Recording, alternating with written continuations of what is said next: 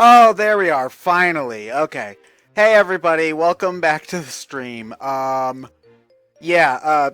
I'm a little bit late. Unfortunately, XSplit or Twitch or whatever decided to not start the stream on time. I've been having that problem a lot lately where, like, I've been choosing on XSplit to start the stream and it just doesn't want to start, so... Yeah. Anyway, this is it. This is the grand finale. Ooh, wait, that's... I'm missing I'm missing a Jinjo in, Isle of Hags? Huh. Okay, I'm actually surprised about that. But anyway, yeah, this is it. This is the grand finale. The final showdown of... Well, of Banjo-Tooie, yeah. So yeah, this is exciting. This is, I wanted to get the entire playthrough done before the Switch came out, but I'm still having a great time playing this. This is like my comfort food game, I realize. This is a game I go back to just when I need something cozy to play. So, yeah.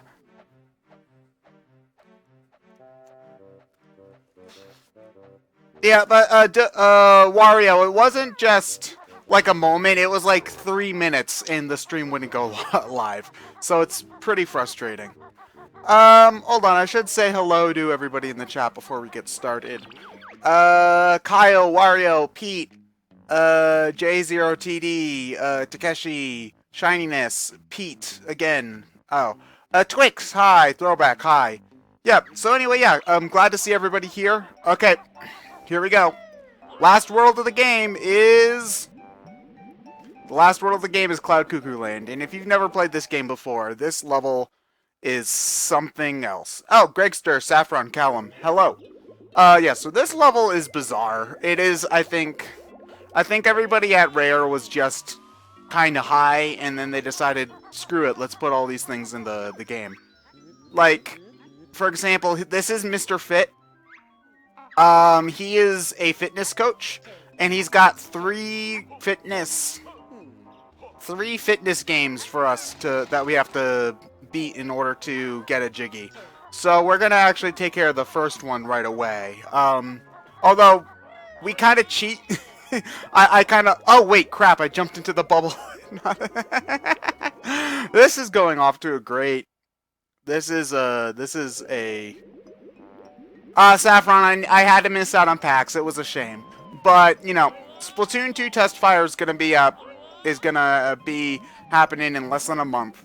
So I think I'll be alright. PAX East, I couldn't go. I didn't get a ticket in time, and I had other things I had to do that weekend. It's a shame, but what happens, happens. Wordy Jess, hello. Yeah, but anyway, this stream will also have, since we're in Cloud Cuckoo Land, it will probably have this game's most infamous mission. And we're gonna take care of that sooner rather than later, because I don't wanna hold it off. It's Canary Mary Round 2 will be today, and I'm gonna do it ASAP just so that we don't have to do it later. Ugh, but yeah, I am not looking forward to Canary Mary Round 2, let me tell you guys.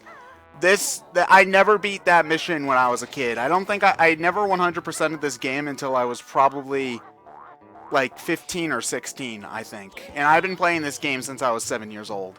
And it's all because of Canary Mary. Like, it is easily the hardest mission in the game, and it's one of the hardest things I've done in a video game, period. And it's just button mashing. Ah, damn it! Okay. It's just button mashing, too, so it's not like... It doesn't feel rewarding to win. But yeah. Ashley, hello. We'll be doing that pretty much right away, I think. It's gonna be one of the first things we do. I just wanna get the Mr. Fit challenge out of the way because we can do that really early. I usually do it like first. So we also need to drill all of these things anyway to get these two beans. I actually believe you can skip either one or both of the beanstalks, if I remember correctly. You can skip at least one of them, but that's like speedrun strats, and we're just doing a for fun run. Yeah, but I love that for this fitness instructor, we cheat in all 3 of his games. It's actually, I find it really funny. Saffron, this is the N64 version. If you've noticed all the slowdown, that's because we're playing it on the N64. The N64 struggles to handle this game. But if you're playing on the 360 or the Xbox One, it runs at a smooth frame rate. I hear conflicting sources about whether it's 60 or 30 FPS, but at least it's stable no matter which one it is, which is the most important thing. I'd rather have a game that runs at a stable 30 FPS than one that, like, swaps between 60 and 30 a lot and makes me sick, you know? Oh, wait, hold on, a couple more people. Oh, boy. So, I wouldn't say that Cloud Cuckoo Land's a super difficult level, but getting around is tricky because there aren't many, what am I trying to say? There are not many warp points. There's one in the center and one in the, there's one more point in the center room and there's one at the entrance. That's it. And so, thankfully there are other ways to get around, like, a lot of flight pads and the Wumba transformation, but traversal is more difficult in this level, is the big thing. And a lot of the... No, I don't think Windows made any noises. I'm just hearing things. But traversal is difficult, and trying to get a lot of the jiggies is a pain in this level. It's not my favorite. If I had to pick a favorite, I love Glitter Gulch Mine. Mayhem Temple is a good intro level. This Jinjo always takes me forever, because you can't grab on this ledge. Mayhem, Witchy World's a fun level. I like the mini games in it. I think, yeah, Glitter Gulch Mine's probably the best level in the game. It's definitely got my favorite music, so... Wait, did we get it? Yes! Okay, cool. We're just about to, like, finish pretty much every family, Jinjo family, all at once, so we're gonna be getting jiggies really quick. But anyway, here we are. You have to beat Canary Mary in Glitter Gulch Mine in order to get her race to appear in Cloud Cuckoo Land.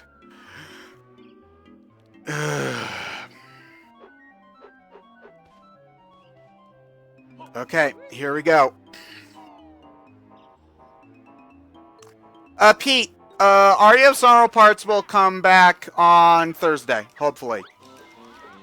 I had a lot of trouble getting stuff edited over the past couple of days, so I'm finishing up Bomberman this weekend, and I'm finishing up Bomberman over the next few days, and then Aria of Sorrow will come back on Thursday. Okay. Somebody keep track of how many times this takes me, because I was mashing pretty damn fast there, or at least it felt like it.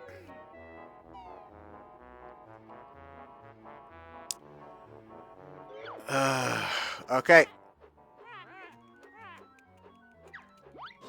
Okay, so I know a lot of the tricks about Canary Mary, like stay right behind her until the very end is a big one. Here's the problem. You still have to mash pretty damn hard in order to even keep pace with her. Let alone, like I'm mashing as hard as I can there, and I can't even keep up with her. Okay? Oh god, this is gonna take forever. One of these days, I should just buy a turbo controller. Oh god. Ready, 3...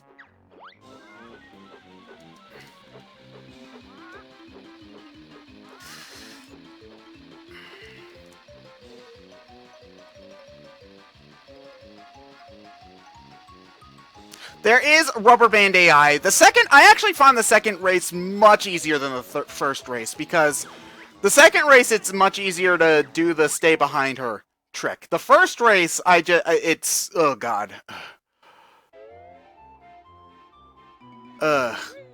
Takeshi, I'm trying not to talk too much. Sometimes I just feel like I need to say things. Actually, maybe not stream, but we want to do a playthrough of Heroes 2. We're very close to the end of Heroes 1. So we just need to get a couple, like 2 or 3 more sessions in order to beat that game.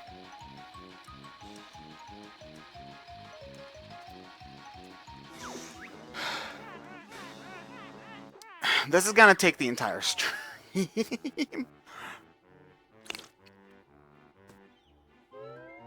Oh boy. I know that you can pause to, like, catch your breath. I know that that's a thing, because I needed to do that the first time I beat the game. I'm not lifting my finger off the button. I'm doing pretty much everything I can. I want to see John try this, because he's like, oh, I'm so good at mashing buttons. This can't be that hard. He's never tried it. He doesn't know. I will say that this is a very nice, like, fly-through of Cloud Cuckoo Land, though. Like, it's... If you could actually pay attention to what was going on the screen, it's actually pretty to look at. Oh, boy.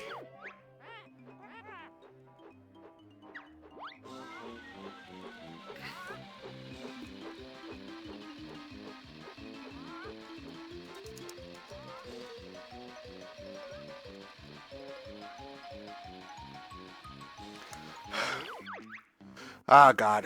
This is not gonna be fun. I almost always fail around Mumbo's house.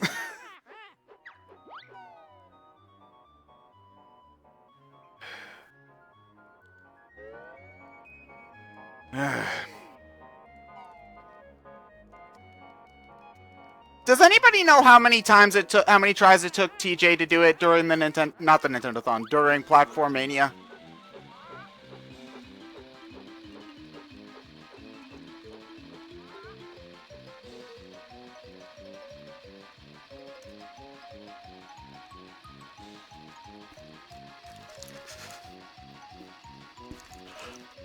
Okay, so for some reason, I've found that shaking my controller while mashing the button helps. I don't know why, but it seems to help.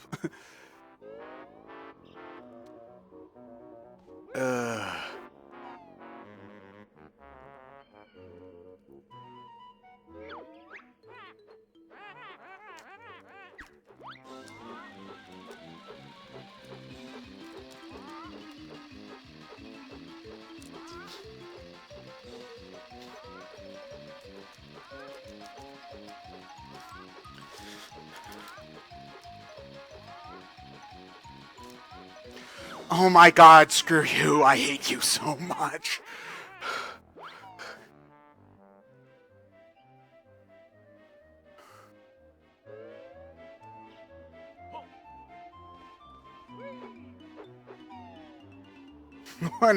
Don't worry though, when you beat it, you won't lose a Mario Party mini game ever again. I don't know. I think it's at least one of the Mario Party mini games. One of the Mario Parties. I forget which one. It's literally like the AI can press the A button literally faster than the N64 controller can process.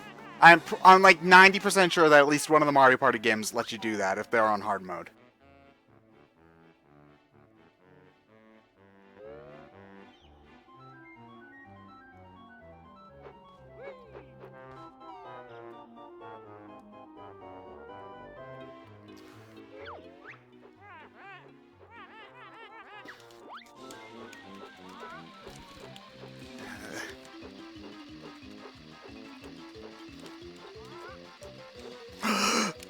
Okay, hold on. Gotta stay behind her. I don't want...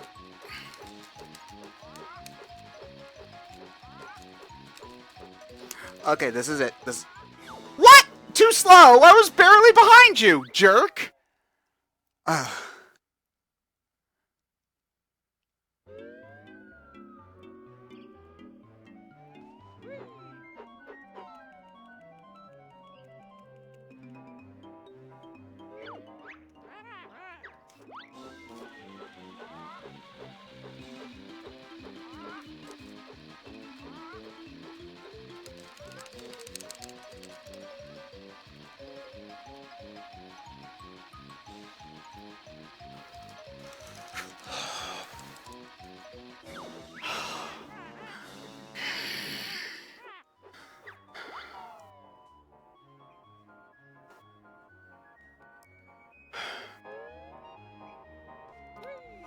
I'm actually really looking forward to the second race, because the second race is so much easier.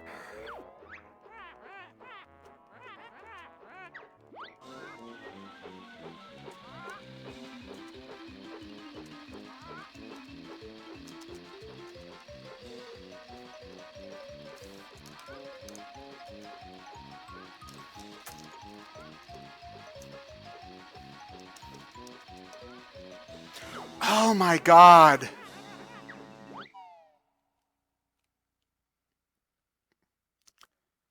If I ever get a chance, I want to talk to whoever was... Excuse me. Whoever was in charge of programming this race at Rare, I need to talk to them. Give them a piece of my mind.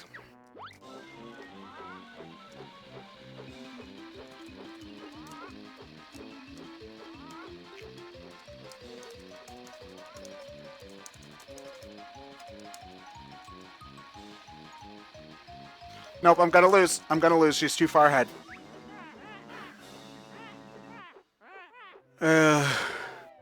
Thank you for your thank you for your energy, everybody.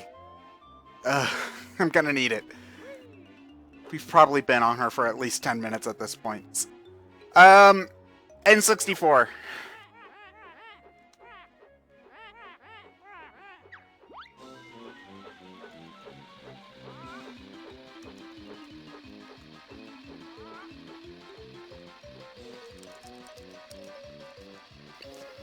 Okay.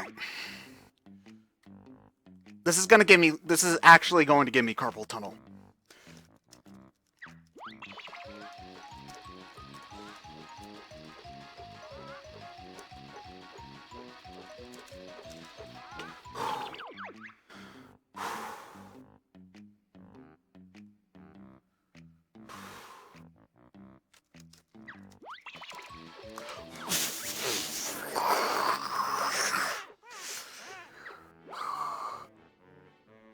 Robo, we're doing a 100% run. Normally, when I was a kid, I always skipped this because I could never beat it. But if I did frickin' clankers, I'm gonna do Canary Mary.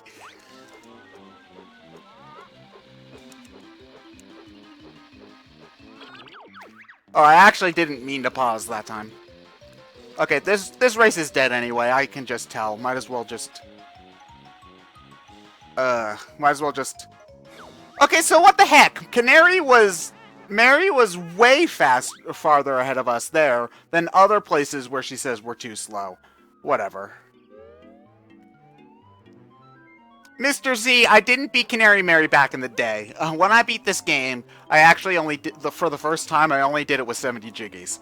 And that took me a while because Hack 1 is actually not easy either. But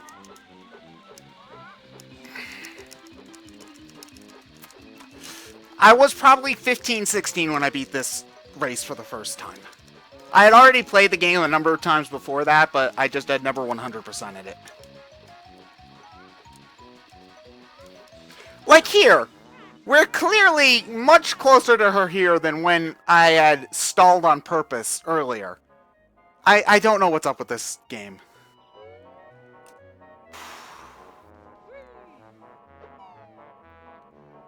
Throwback, I did beat Clankers with a guide, but at least I did it.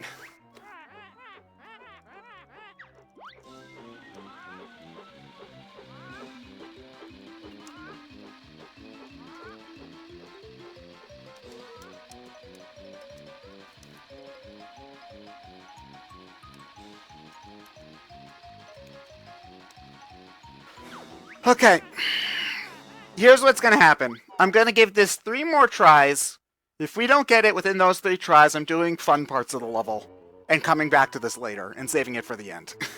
If we can get it within 3 tries, then we got it.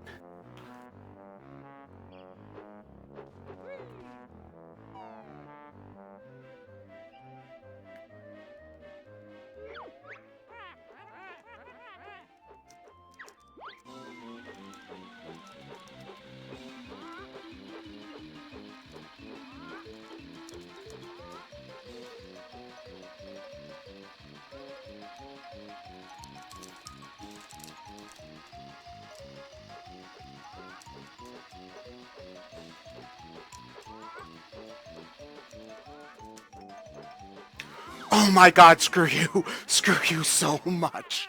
We had gotten so far. Okay. Oh god. Oh god. Metal Paper Mario, you have to mash it rhythmically, but you have to mash it rhythmically really goddamn fast. Like, I'm here, I'm doing 1, 2, 3, 4, 5, 1, 2, 3, 4, 5, 1, 2, 3, 4, 5. It's not fast enough. The rhythm is so goddamn fast, it might as well be just mashing as fast as I possibly can. Okay, one more.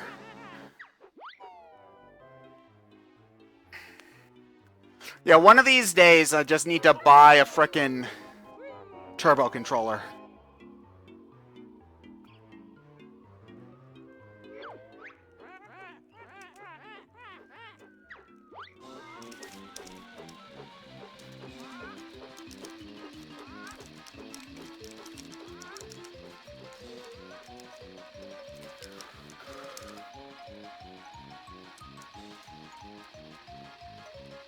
No, we lost. We lost. Okay. Somebody remember that. Somebody remember the count. Because if it was like 1920... Okay. Okay, that was like 20 tries. I need to actually play the game. Oh god, man, that was terrible. I hate Canary Mary. I hate her so much.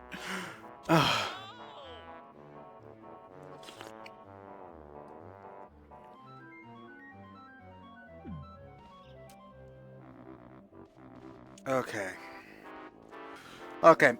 Let's go into the central cavern. Or I can walk off the edge because I'm looking at chat. That works.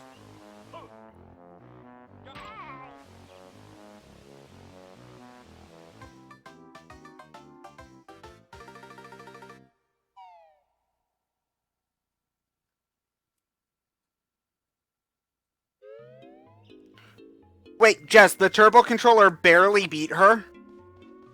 Wait, really? Oh my god.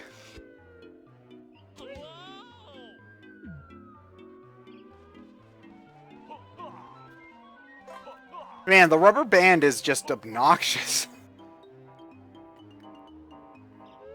Okay. So this is the central cavern. This is like kind of the main hub of this level. It's the easiest way in and out of all of the, it's the easiest way in and out to all the different branches of the,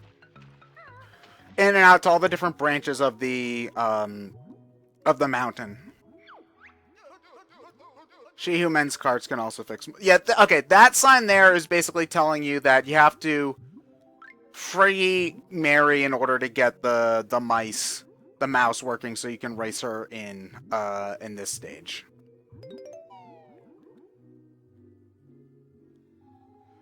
Lugia, if I do, whenever I do this game for Brain Scratch, I am not sure.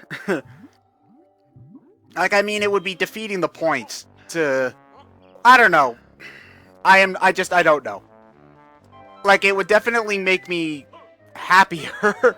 That's for sure. I wouldn't want to, like, stab something as much. But, yeah, I don't know. Okay, so there are 4 switches in this level that we have to blow up with clockwork eggs. That's the first one. If we get all of them, then we open up the stash.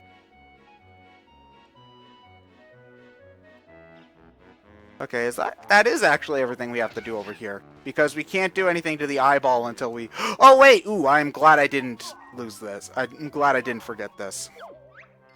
So this is George Ice Cube. If you remember, we brutally murdered his wife. And he's just standing here. You know, he got whisked away in a blizzard to Cloud Cuckoo Land. I'm afraid of heights. Now I'm reckoning I'm above the icy side, so if you could just give me a little push. So, you know, he seems like a reasonable fellow, so, you know, we're just gonna give him a nice push and not have him land anywhere other than ice side of Hailfire Peaks. Yeah, wrong side. Tell Mildred I love her. Yeah, so now we can, so we will have to go back into Hailfire Peaks because now finally we can get the water warm for the pigs.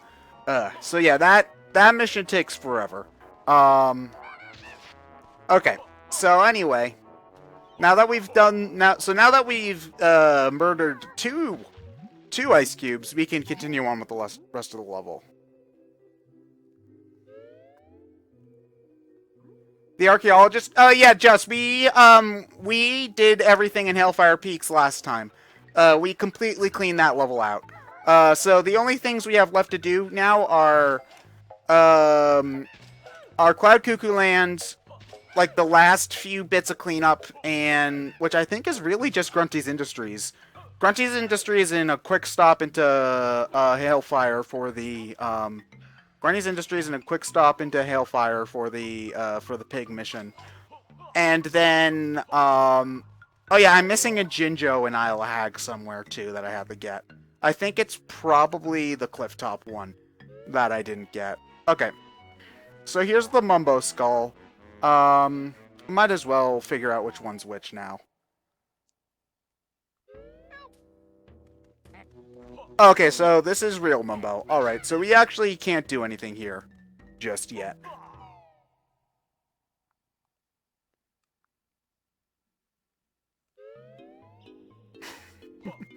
Do you do it because you hate ice cubes, or clearly despite ice cube lovers? I do it because Ice Cube, the rapper, is terrible, and I want to spite him.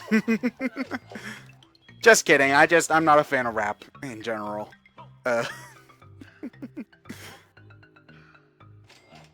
Okay. I don't know if you should be asking why they're 2D, and you should probably more be asking why they're, like, holding sausages. That, to me, is the stranger question. Okay, we missed. Okay.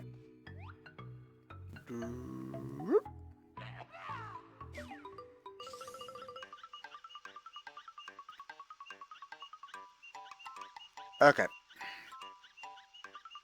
So now... Actually, will I have enough time? Oh yeah, I will. We got plenty of time.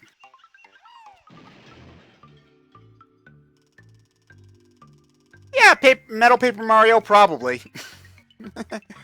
Okay. Actually, I think we need to go up here as Solo Kazooie, if I remember correctly, because I believe this path leads to...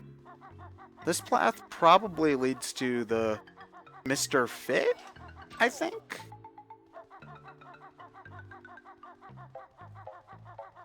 Yep, this is the Mr. Fit platform. Okay.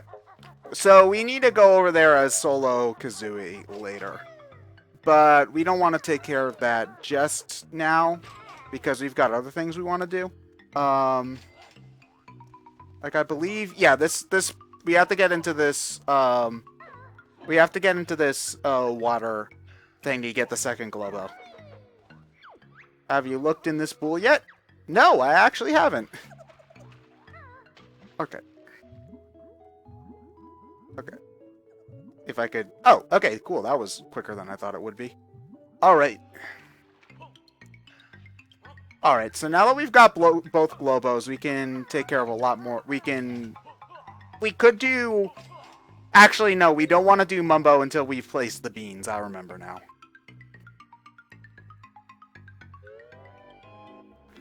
I don't know if I'd call Mifa the best waifu. She's a little... I don't know. Obviously, Sidon is best waifu, though. Like, damn. He's attractive. I'm not even... I'm not trying... God. I was going to say I'm not gay, but even I think he's attractive, but that kind of sounds a little bit too no homo for me. Because, like, just personally, I'm not, like... God, I am digging myself into such a hole. Okay. I am not normally attracted to men, but even I can admit that he is a damn handsome shark. Guy. Thing. Yeah. Okay, I think that works. Sorry, I messed up my speaking there. 100% my fault. How are we doing on feathers? Oh, we're good. Okay. So now we've got the blue Mumbo Skull. Let's take care of this now. Takeshi, Bomberman's R's soundtrack is fantastic. Like, one of the best I've heard in a long, long time. The Dastardly Bomber theme in particular is awesome. It's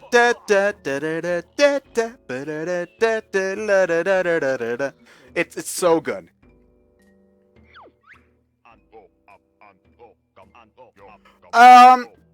Luke, yeah, we've talked a lot of Fire Emblem in this playthrough. I've played Awakening. I've beaten Awakening, Conquest, and Birthright. I've played Sacred Stones in Fire Emblem GBA. Out of all of them, I'd say Awakening's probably my favorite. I'd recommend that one. I find it much better than Birthright personally. Okay, so for some reason there's a Robo Mumbo in this stage. Not sure why, it just kind of is. So, ow. So this is actually not the easiest boss, especially since I went into it with so little health. So you just gotta dodge his projectiles until he like kind of stands around for a bit. He shoots like 4 or 5. Ah! 1, 2, 3, 4. Okay, he shoots 4. Okay, that's good. I love how parts of his body fall off as you do damage to him, though. That's cool. Okay, so after this next teleport, he should... Okay. Got him. Okay. Sorry if I'm not looking at chat at the moment. I'm trying to focus on this boss because I don't want to have to walk all the way back. Okay. Okay, 2 more hits. This should be fine.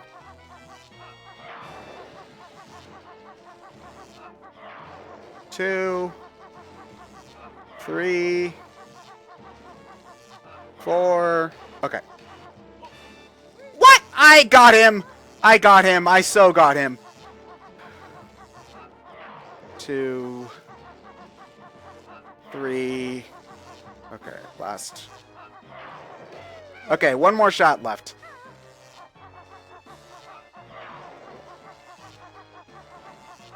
Two.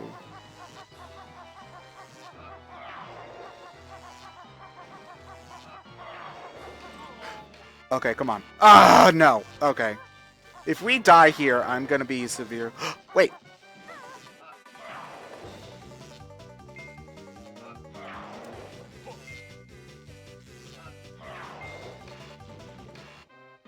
Ah, no!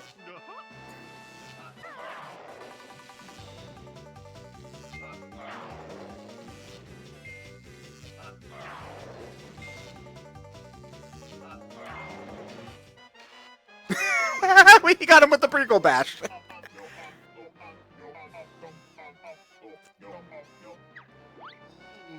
Gabs, you're not forced to take a hit at any point. I just suck.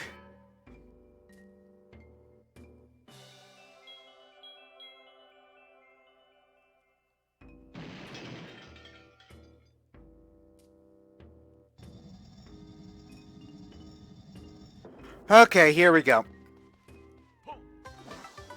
Alright. Okay, now that that's done, we can continue with the rest of the level.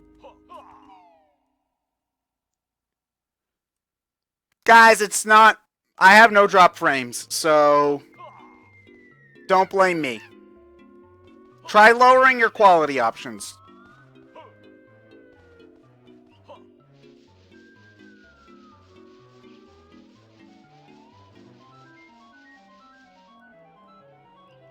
Oh, wait, I forgot that we actually need to have Sack Pack before we can do that mission.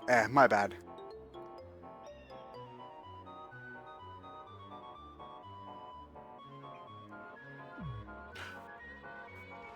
Oh, wait. Oh, okay, I screwed up a lot here. I really should have, yeah, I had to go over here as solo Banjo, so... Alright, so you know what? We're gonna actually take care of some of the split up stuff now. Because there's a lot of stuff we have to do as solo Banjo and solo Kazooie.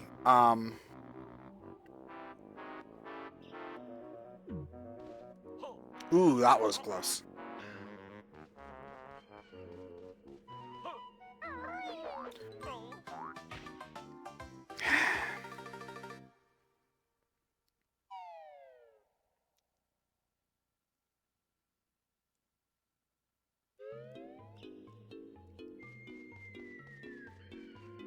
Okay. So yeah, I do think that I do need to do some stuff as solo Kazooie because, like, Clyde Cuckoo Land is always one of the more intimidating levels because I can never remember a good layout, like a good pattern to go through it a lot of the time. It's mostly just, I kind of have to fumble about a lot, and I never like doing that. It always feels, I don't know, I like having a plan in this kind of game, you know? In a game that I know this well, like, I know that if you're first playing it, like, exploring is the fun, but since I already know what I'm doing, I feel like I should have a plan if I'm gonna play it again, and I often don't, so, yeah, okay. Anyway. Okay, anyway, let's do... No, I did not want to do that. Okay. Let's get Banjo's new move first, because that's an easy thing to do, and we do need to do it, so. Okay, so that's a rare Floatus Flotinium creature. So, what that does is, if we change to Banjo,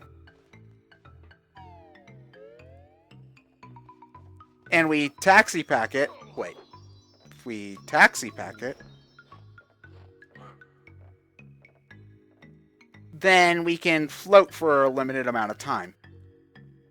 There's, I think, one more of these things in the level, and we need that one to do, I think, the second Mr. Fit challenge.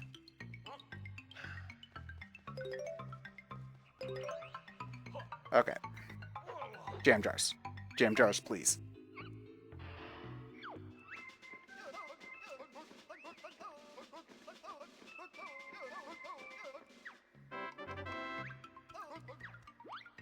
So this was always the Banjo ability I thought was kind of silly. Like this, so we get it, and now we're in like a sack where it's like this. But seeing as there's already an ability to go inside the backpack, I always kind of felt it was a little redundant. What does this sign say? I said read the sign. Up the beanstalk you will go. Okay, yeah, that's just telling you how to make the beanstalks happen. That's not super interesting. Okay.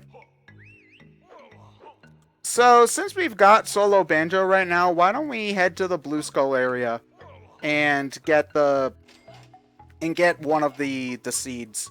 No, wait, or is it the Blue Skull area where we needed Kazooie? Oh man, I can never remember this level as well as I thought I should.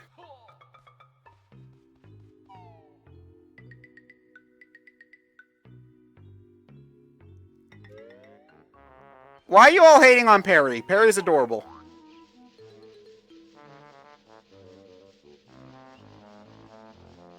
Okay. Yeah, we needed solo Kazooie for this. Okay. Oh well, that was a waste of time. Oh, I was trying to jump down.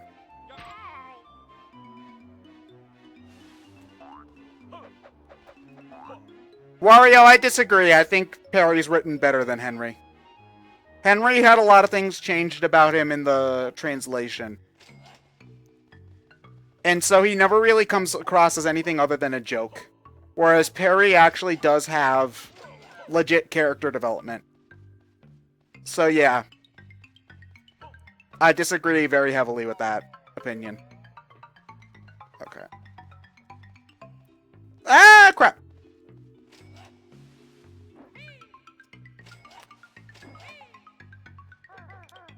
Okay. Okay, I'm trying to remember where the heck the claw clambers say. Oh, it's over here. Okay. Woo! Alright.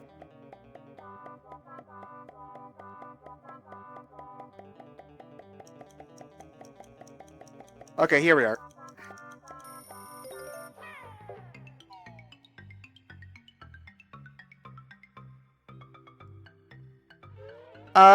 Oh, okay, here we are. Okay, so now we can do the solo banjo stuff here. But there is some solo Kazooie stuff we have to do. Oh, wait. Yeah, we can do trash can now. Alright. Yeah, let's do trash can now. Yeah, we do need solo Kazooie for... Actually, I don't think we need solo Kazooie. I think Banjo and Kazooie can do Pot of Gold, but, I usually have solo Kazooie do it because she runs faster and it's easier for her to make the time limit. Okay. That should actually be all of the honeycombs. Okay, one more, and then we'll have all honeycombs. Okay.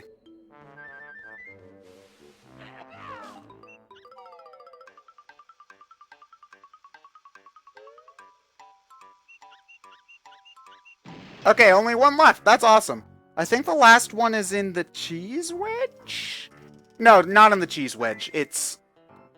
Oh god, I can never remember. Oh, I think it's at, like, the top of the mountain or something like that. Well, we'll get it eventually. The stash is actually one of the easier jiggies in this area. Okay.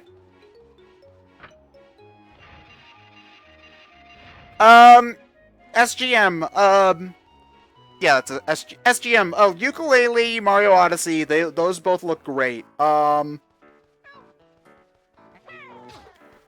games both look great. I'm trying to think of the other ones. There's not a lot announced at this point yet. Like, we're still waiting for E3, obviously. I'm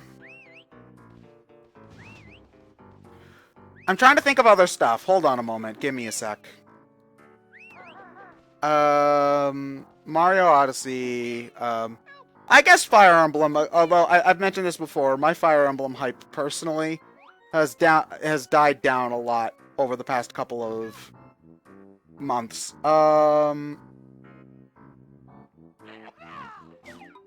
Personally, I'm hoping that we do end up getting King Knight this year, so I would say King Knight.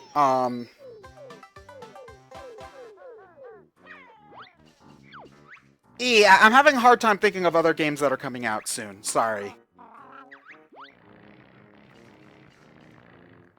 Oh, throwback, Pikmin 4. Yeah, I really hope we do get Pikmin 4 footage at E3. So, yeah, Pikmin 4, if that does get shown off at E3, that would be fantastic. I'm really hoping we get that this year. It's not guaranteed, though, so... Yeah, but, man, I'm looking forward to that game way more than the really kind of lame-looking 3DS one. Okay, so again, Trash Can minigame is basically the same as all the other minigames. You run around and you try to get germs, in this case, which looks suspiciously like the ulcers that we fought in the dinosaur stomach, but whatever. This one is fun, though, just because Kazooie moves so quickly that it's fun to just run around with her. You know what I mean? There are some games where just running around is fun, and I feel like Banjo really is one of those games. That's actually something about Ukulele that interests me. In the footage that I saw of Ukulele, you actually have a limit to how much you can use that game's Talon Trot, which is, like, it's not the Talon Trot, but it's the one where they have them roll up into a ball. There's a limit to how much you can use it. It's like, it's a bar, which I think is going to be very interesting, because I think one of people's favorite things about the original Banjo was just running around in Talon Trot mode. The camera was focusing on the wrong location. Fancy trying for a new Germ High score? No, thank you.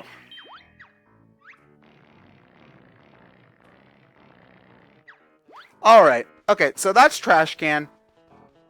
Okay, that was one of the quicker jiggies in this area. Here's the exit. Okay. I'm trying to think of other things we can do with just Kazooie. I know that we have to do the Mr. Fit race, but that we can't do that until after we do Sack Pack. So, I'm not going to bother with that just yet. Where the heck is the flight pad?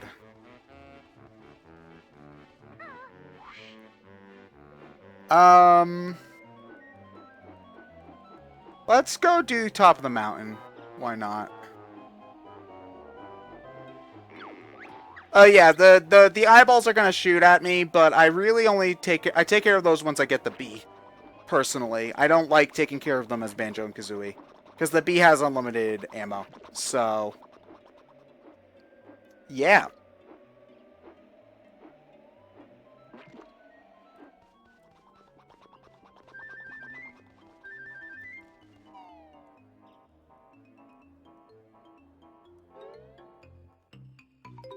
Okay.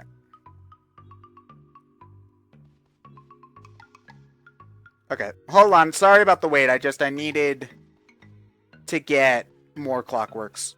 Okay. We need to take care of that bee, because that bee has knocked me off of this edge too many times, and I do not feel like doing that today. So, yeah, okay. It will respawn eventually, but hopefully not until at least not until we get to the other edge. I'm hoping. You can just shoot a clockwork over to the other side, because I actually believe that this does give us the last safe number, but we need to pick up the treble clef anyway. Okay, we're only 2 notes left from getting all of them. That's great.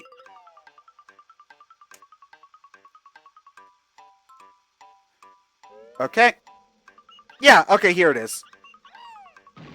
Got it, okay. Alright, so now we can get the safe jiggy. 1984, which is the year Rare was founded. It's a rare date. Okay. Alright. Is there anything else? Did we hatch the... Yeah, we hatched the...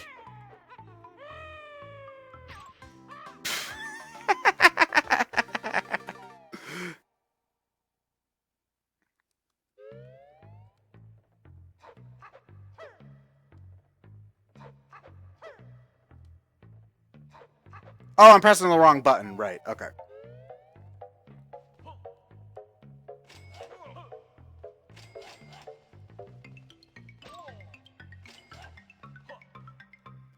Okay, I'm trying to remember where the beanstalks are. How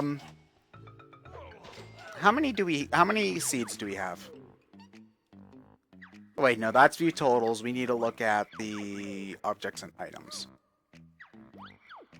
Okay, we haven't dropped off any of the beanstalks yet. Trying to remember where they both are. I know that there's one that we need for the Mr. Fit race, but I don't remember where the other is.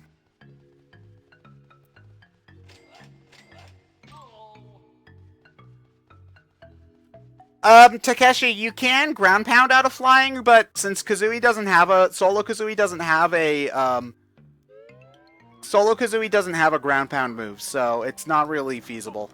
Oh yeah, no, I remember there's a beanstalk that we can use both at the Red Skull and the Blue Skull. I remember now.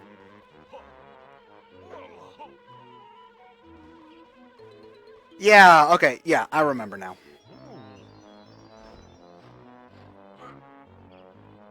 And then we can get Mumbo. Okay.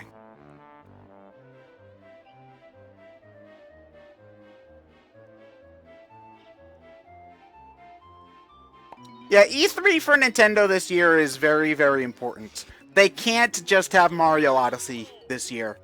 Because as great as that game does look, we do need more. And people need more than just one game to buy a Switch. Like, one exclusive game, I should say. Because Zelda exists, but people can buy Zelda already on the Wii U. So... Ow. Oh, I'm not dead.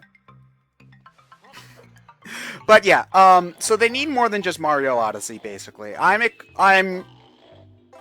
expecting Metroid, actually. That's what I'm expecting. I think the Retro project is going to be a Metroid Prime 4. That's what it's going to be. And even though that doesn't personally excite me too much, like, I like Metroid Prime just fine, but Retro is a talented developer, and I don't want them just doing Donkey Kong and Metroid for their entire careers, you know? Because they've really only done 2 games, and it's Metroid Prime and Donkey Kong. That's it. And I want to see them spread their wings with different franchises. Like, and especially new IPs. I think that would be fantastic. So yeah, but I expect Retro is making Metroid Prime 4, and that will be on the Switch.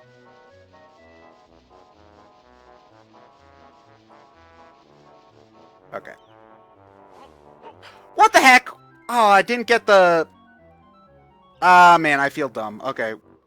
Wait, actually, there's a faster way to switch to Solo Kazooie.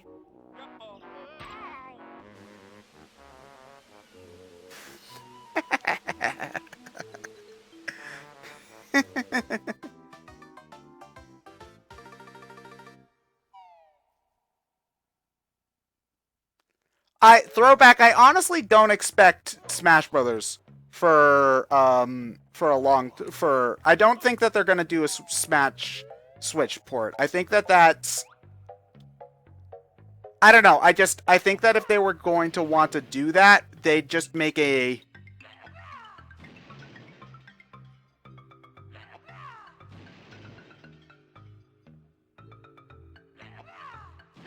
Okay, this isn't working. Oh, right, we can use the shock jump pad. I am dumb. I just wasted a bunch of clockworks for nothing.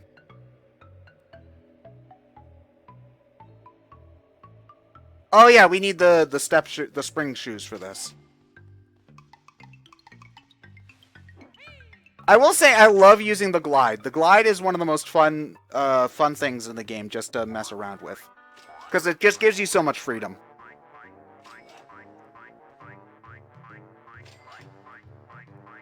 Woo! Okay, so now we've only got 1 left. We'll run into it sooner enough.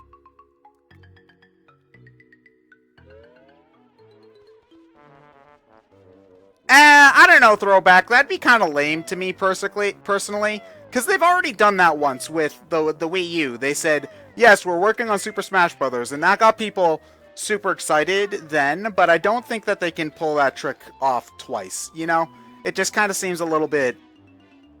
I don't know. I wouldn't be satisfied. I think I'd feel the same way I felt when they announced Fire Emblem on Switch. Where, in that case, it's just like, I know nothing about this game. Why should I be excited? I know it exists. That's it. So, yeah.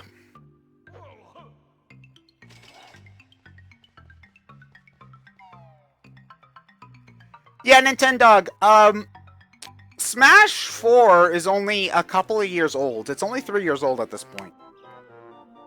Where, if you remember, the wait between Brawl and Melee was 7 years. And the wait between the wait between Brawl and Smash 4 was 6 years. So, I think that I think 2018 is when we see the announcement of a new Smash game. I think we get it 2019 or 2020. That's my guess.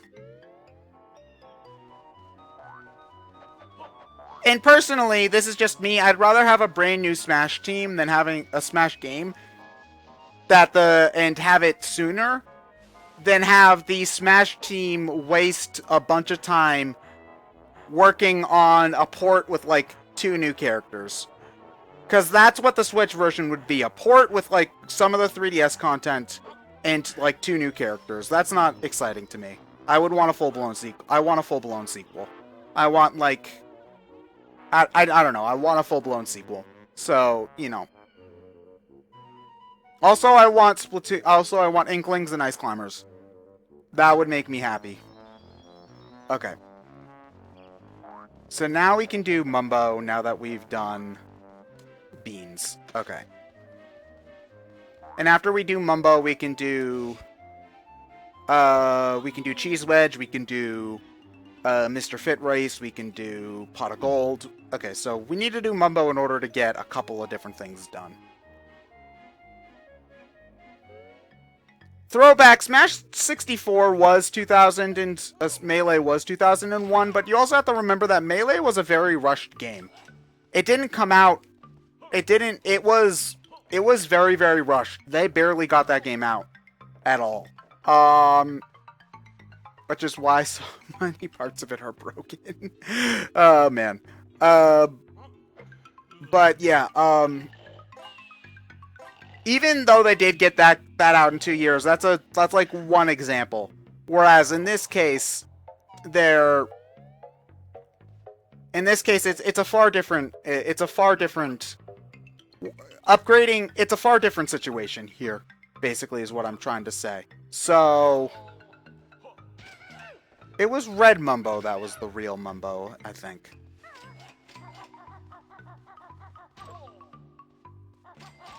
Melee was so rushed. Like, honestly, I've never been super hyped about Melee.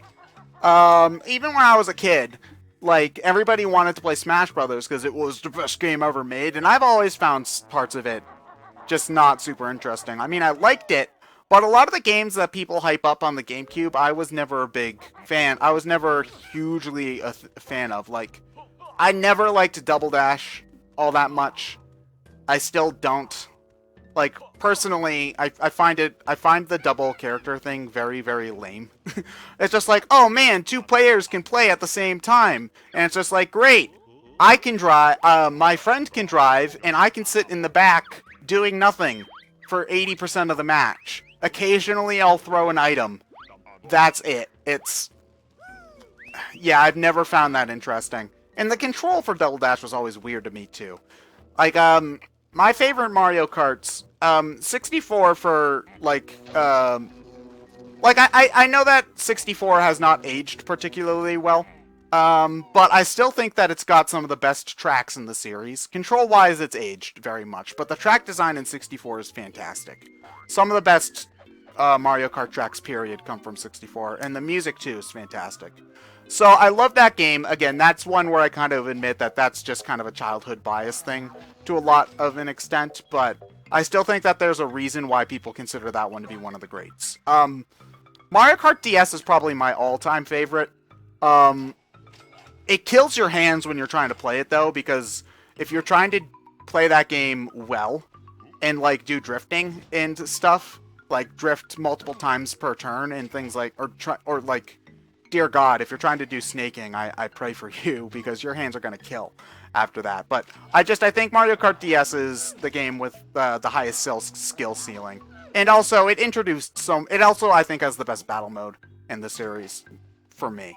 It's got the best battle tracks from 64 and Double Dash, with lots of good modes. It's just fantastic. I love DS. I also really like Mario Kart 8. Mario Kart 8's only big flaw for me is the coins. I do not get why they brought coins back from Super Mario Kart. The coin mechanic is aggravating to me. I'm hoping that whenever they make Mario Kart 9, they get rid of it. Although, I don't expect to see a Mario Kart 9 for a long time, because we got Mario Kart 8. We're getting Mario Kart 8 Deluxe, which I'm still looking forward to. That's going to be a fun game. But I wish we got more content with it, and as far as I can tell from the preview information we've seen, it's going to still be time and points-based battle mode. Like, sure, there'll be real tracks, but one of the biggest things that aggravated me about Wii and 7's battle mode is that it's not, it's point-based. There's no option for Last Man Standing, which was always my favorite way to play battle mode on the N64 and DS. So the fact that they're, like, I think that some of the other modes will be good, like the Cops and Robbers mode looks fun, and the Baba mode I think will be good with a time limit, but, like, classic balloon battle Last Man Standing, I don't know if there's an option for that in 8 Deluxe, and if there isn't, I'm going to be really disappointed.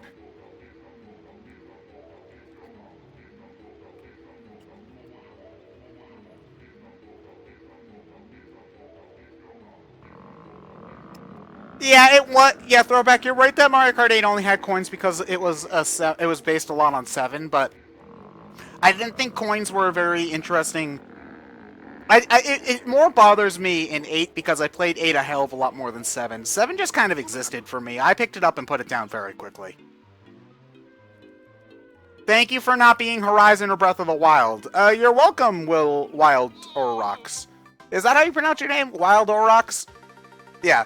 I do enjoy Breath. I don't have Horizon, but I'm enjoying Breath of the Wild a lot. But I also understand that it's flooding people's timelines, and I think until you've played the game, it's actually probably best to not watch a stream. So I don't want to ruin it for everybody. I don't think I'm ever gonna do content for that game, just because if I do it now, I'm just like everybody else and won't even get noticed anyway. And if I do it like 6 months from now, people won't care. So. Yeah, it's a good game. Breath of the Wild's a very good game, though. I recommend it. Hopefully, Lewis gets the discussion that we did up soon, because that was a fun discussion. Wildorox. Okay, Wildorox, thank you.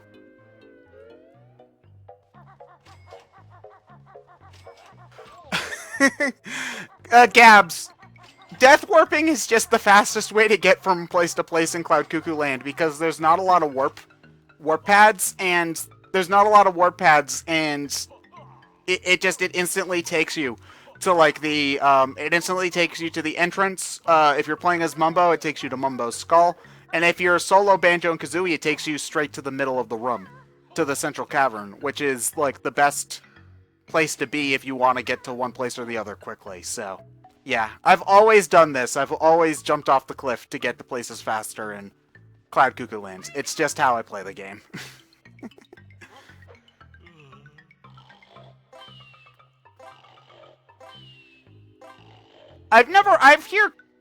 Here's the thing, I don't know anything about Nier, but I've been seeing people flood my timeline with pictures with art of the girl who has the thing over her eyes. I think that's the girl who's playable in the Platinum Games version. I know next to nothing about Nier Drakengard otherwise, and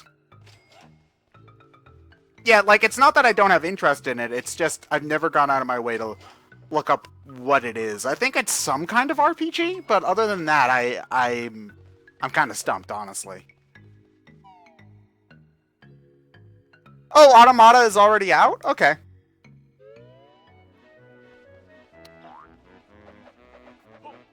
Oh, Wildorox, you should have been there for the Grunty's Industries stream last time. It was ugh.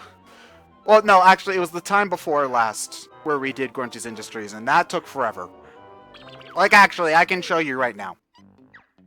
We've been playing this level for about an hour. Hellfire Peaks is an hour 30. Pretty much everything at this point, like, every level was like an hour and a half or less. Grunty's Industries took me 2 hours. And the worst part is that after I got all the jiggies, we found out that I was missing 2 notes, and we had to search the entire level in order to find them. So yeah, it was something else. Okay, is this the Mr. Fit race, or are we doing cheese? I think this is Cheese Wedge. Oh boy. It's a hack and slash, okay. Oh, Gregster, the Eagle Clan hideout is annoying.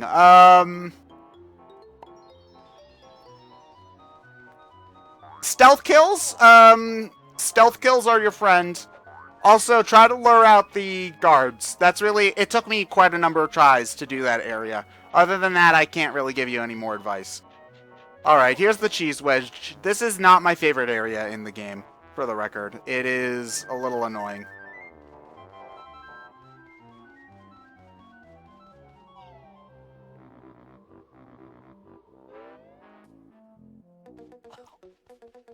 Okay, this is Cheese Wedge. We've got a limited amount of air in here, and we got to do sack pack platforming, which is difficult because the control is like kind of bouncy. It's very similar to the Dynamite transformation, actually. Gregster, at the point of the game when you get to that place, the Sheikah outfit should actually be pretty cheap. Like, it's only, I think it's less than 1,000 rupees. So, hopefully, you should probably have enough amber or something to sell, and you should be able to get it pretty quickly. The Sheik outfit is really helpful. It's one of the better early game purchases I think you can make. Okay.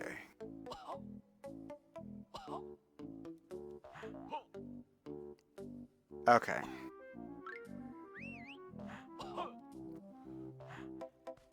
Okay.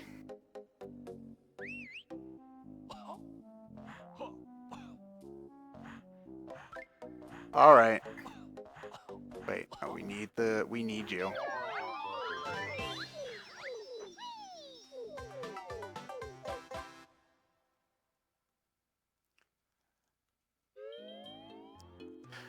Sonic Mania, you know, like, I'm really happy that people are excited for that game because it does really, it is the game that people have wanted, a lot of fans have wanted for years. And I understand that, but just coming from me personally, you know, I don't have too much attachment to the classic games. I played the Mega Collection a decent amount as a kid, but I always preferred Adventure 2. So, you know, it just kind of annoys me that since Sonic has a very long and varied history, and it's not, people didn't just like this character because of the classic games, you know? There's other parts of this character's history that people have a fondness for. And I'm not just talking about, like, Adventure. Like, there are people who have a fondness for Heroes, and, like, even, like, Heroes, and even stuff like Black Knight or whatever has a solid fan base. So, and the advanced game, Sonic Rush. It's not just the classic stuff that has fans. So, I kind of wish that there was more attention brought to the other sides of this franchise.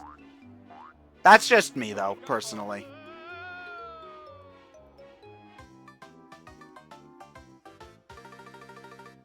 Yeah, Mega Nintendo, that kind of annoys me, too.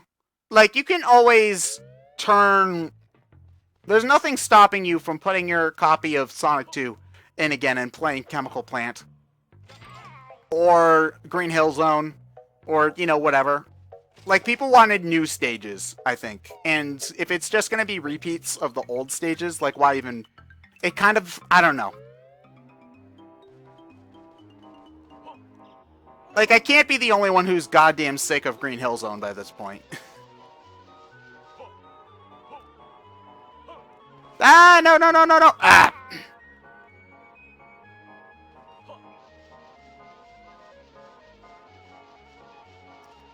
I don't know why they haven't tried the adventure formula again.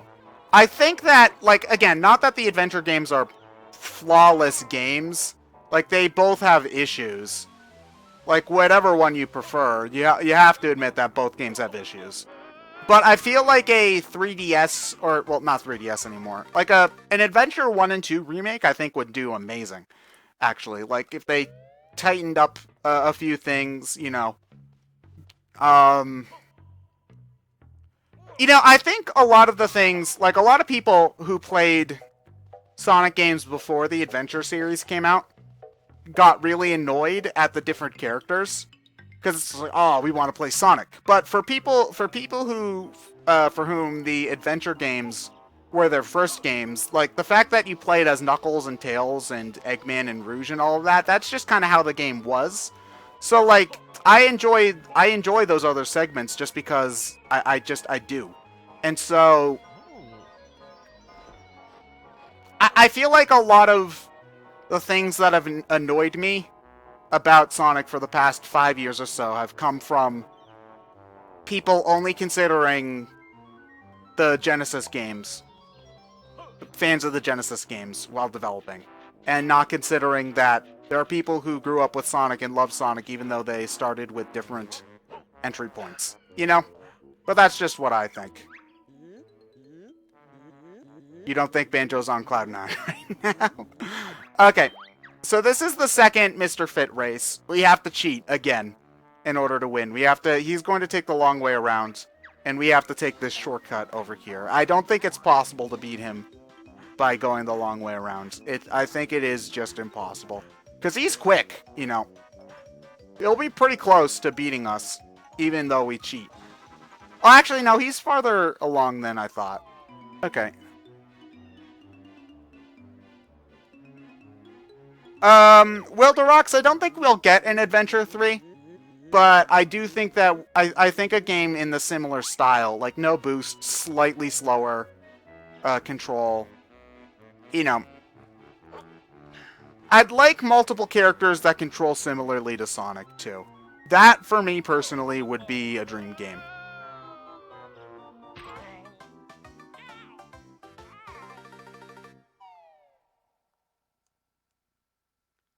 Mr. Fit can push you off the edge and kill you? I've never seen that before. Most of the time, most of the time when I fail that section, it's because I screw up. Because I'm a scrub.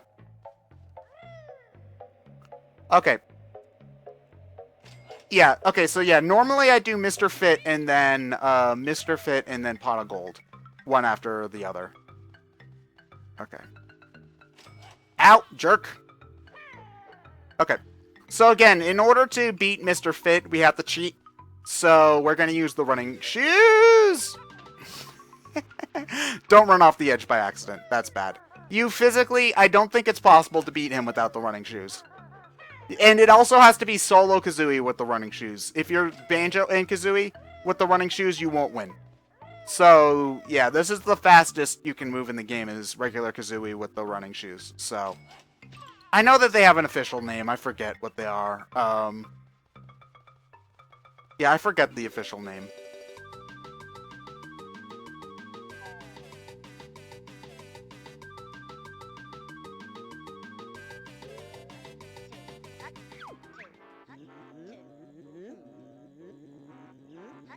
Yeah, okay.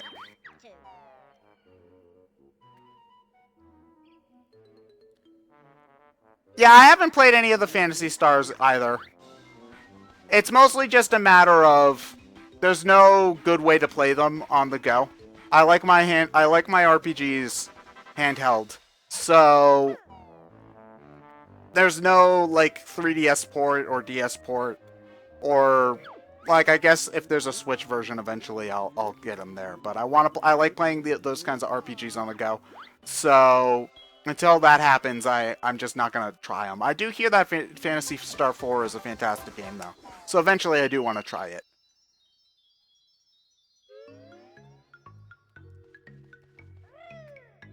Just not going to lie, I actually do kind of miss the storybook series. Oh, we never went in this big pool. Okay, we're going to have to remember to do that for later.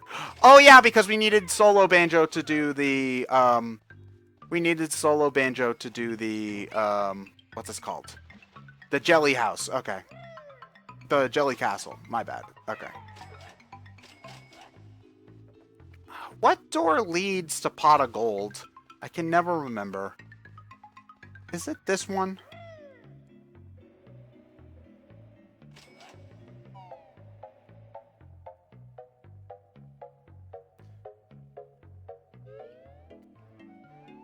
Okay.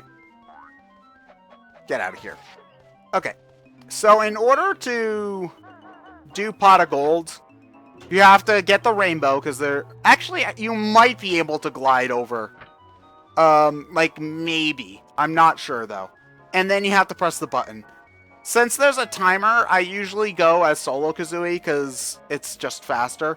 You probably can make it as Banjo and Kazooie, but I usually just do it as Solo Kazooie.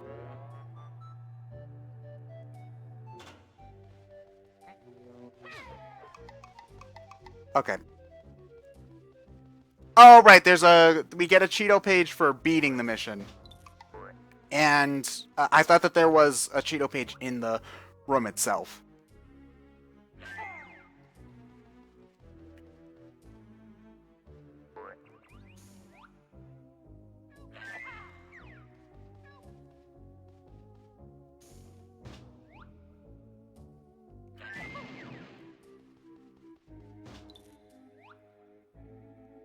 There we go. Okay, Pot of Gold is actually a relatively easy minigame. Sonic Adventure 3. Sonic Adventure 3 Episode 1, please. Throwback, don't do that to me. Where the first level, like, Episode 2 starts with village. I can't even think of a different word for escape. Village escape instead of city escape.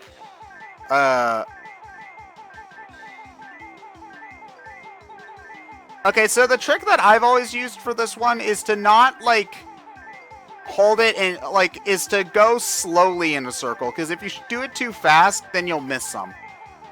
Other than that, though, like, Pot of Gold is a pretty easy minigame.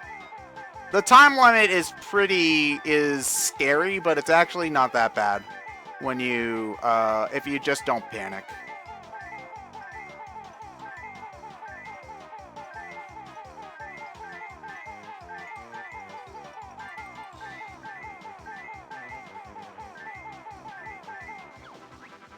You lucky Fleabag, you hit, which you second prize.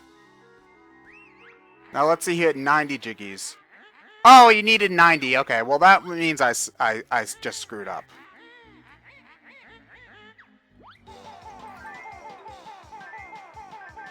I think I was going a little bit too...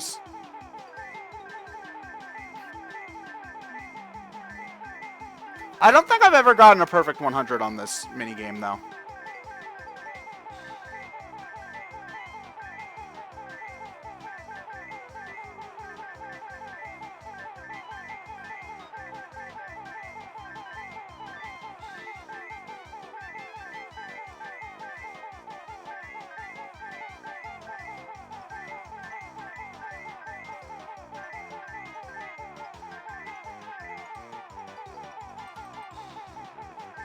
There we go. 90 jiggies is also the max amount of jiggies in this game. Throwback, you're right. I do wonder if if I remember correctly, there was oh, this game's too good for you anyway. There were plans for Cauldron Keep to be a full level with like 10 jiggies in it, but it got scrapped, unfortunately, again, because this game was a little bit rushed.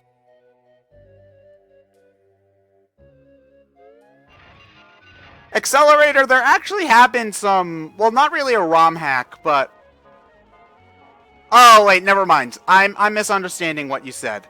Because I thought, for some reason, you said ROM hack, and I thought Game Shark for some reason. I don't know why. I don't know what I was even thinking. Village withdrawal for Adventure 3 Episode 1.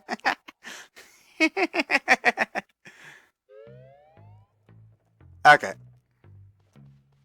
Let's get those last notes from that pool of water before I forget. Oh wait, yeah, we have to do Dippy. We have to get Dippy's pool drained. And that's over here. Oh wait, no, that's the Globo. That's the Globo water and the George Ice Cube. We need the other pool of water to get the last notes and Dippy. Okay. We're actually making decent progress. Because if I look at my totals... Yeah, we've got 2 Cheeto pages left. The Hive minigame, Canary Mary, Eyeballs, and Jelly Castle, I think, are the only ones left. So yeah, we're getting very close to the end.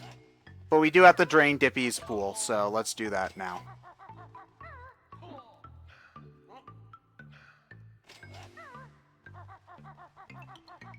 People have actually found the plans for it? Accelerator, so like there's like a layout somewhere hidden around somewhere. I'm surprised.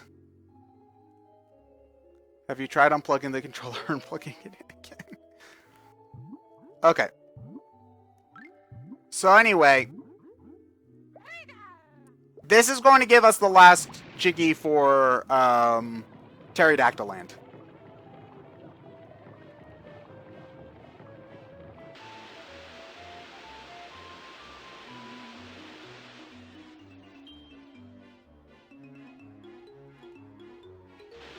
Stefan, hello!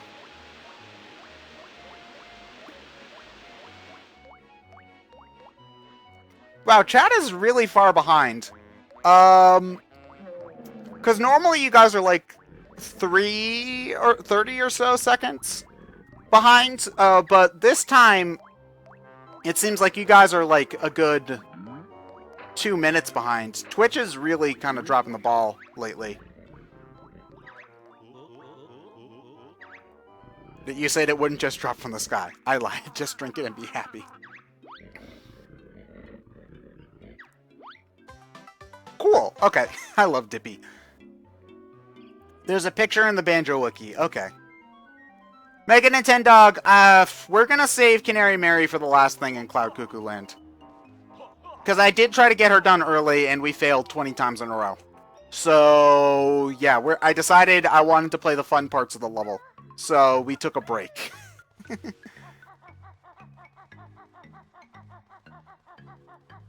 Okay. Okay, we need to do Jelly Castle.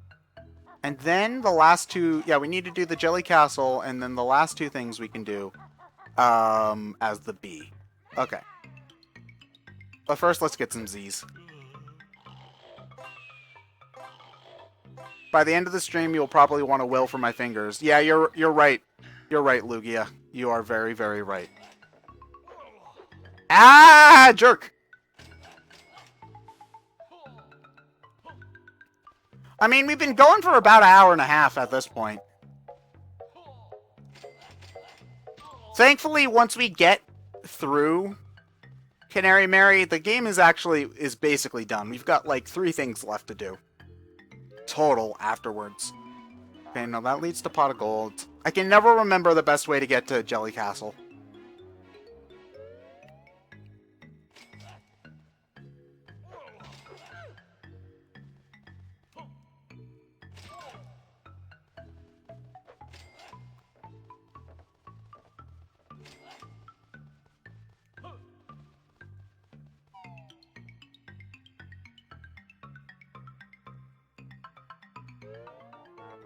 No, this is Mumbo.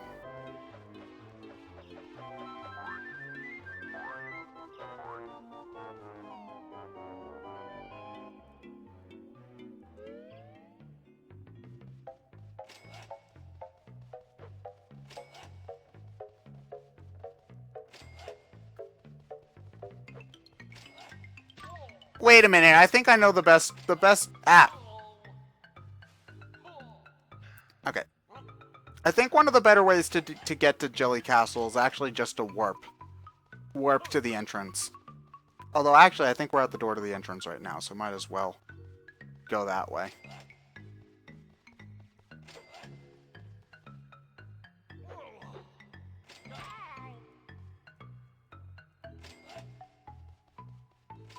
Okay. You know what? Yeah. It's actually going to be faster for me to get to the warp pad by dying than by trying to find it. Okay. Hero Art, don't say things like that. You'll make me very, very sad.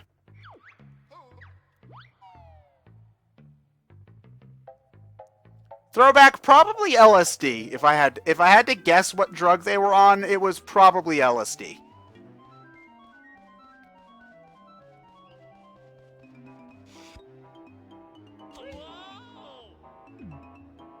Okay.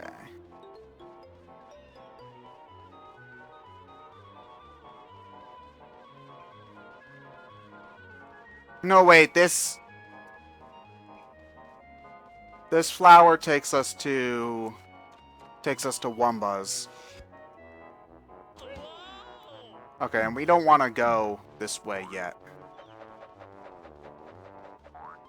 I can never remember how to get to the frickin' Jelly Castle. Is it...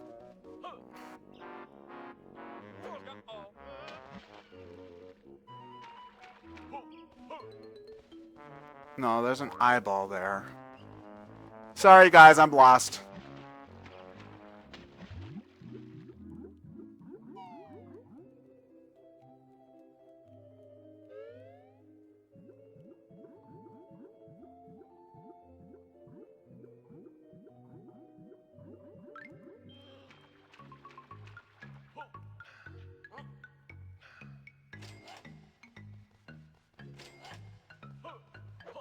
Oh yeah, I think I remember now. We go out the red door and take a flower. Okay.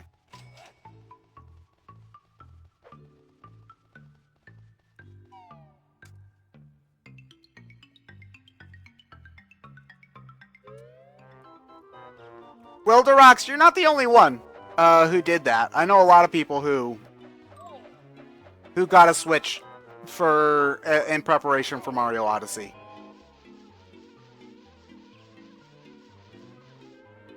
Yeah, I think it's this one that takes us to Jelly Castle.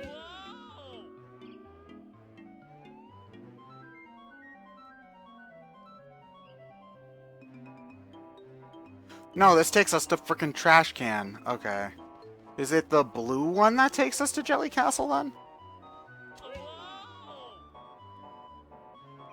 Oh, Splatoon 2, yeah, Testfire's in like 2 weeks. Actually, it's exactly 2 weeks from today.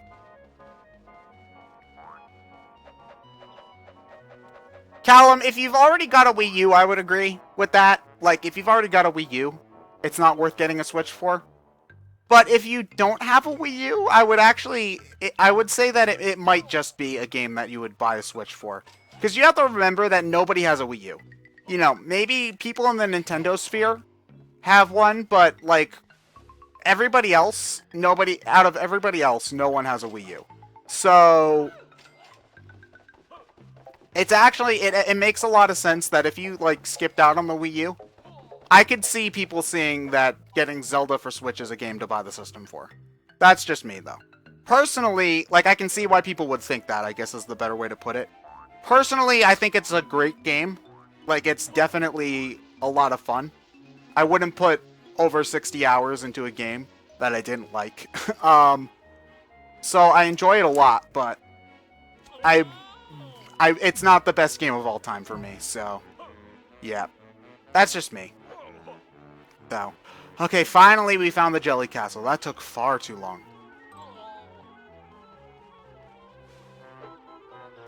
Unfortunately, I have tried, although you can get a Clockwork Kazooie in here, it can't jump high enough in order to get the... Excuse me, it can't jump high enough in order to get the Jiggy.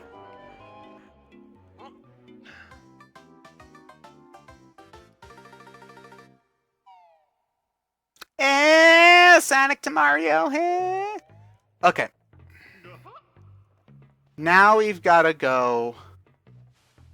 Now we've got to do Wumba. I can never remember which... Oh yeah, that's the door that leads out. Okay. But we can't get to it because we suck. Okay.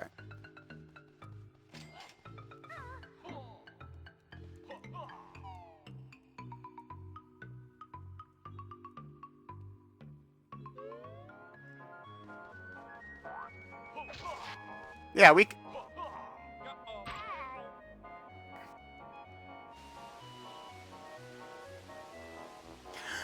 Oh,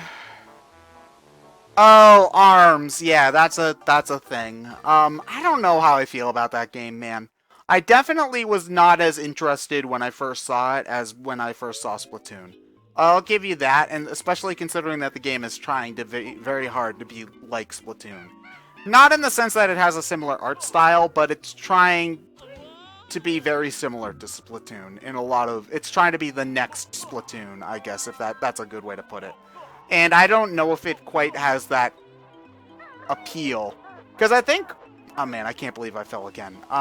One of the big things about why Splatoon was such a success is that we've never seen Nintendo make a shooter like that before. You know, we've never seen them make a multiplayer-focused online shooter.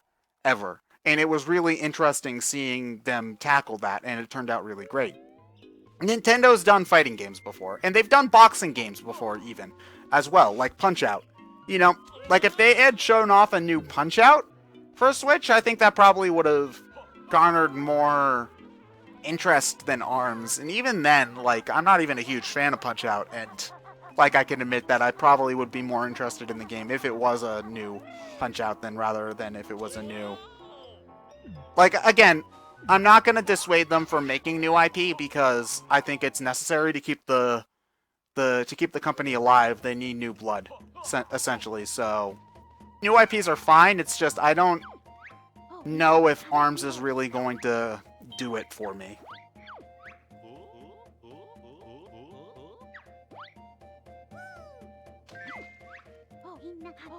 Nintendo, don't forget that the Spectre of Torment update for Shovel Knight is only a couple of weeks away for all the other systems. Spectre of Torment was a lot of fun. I beat it yesterday.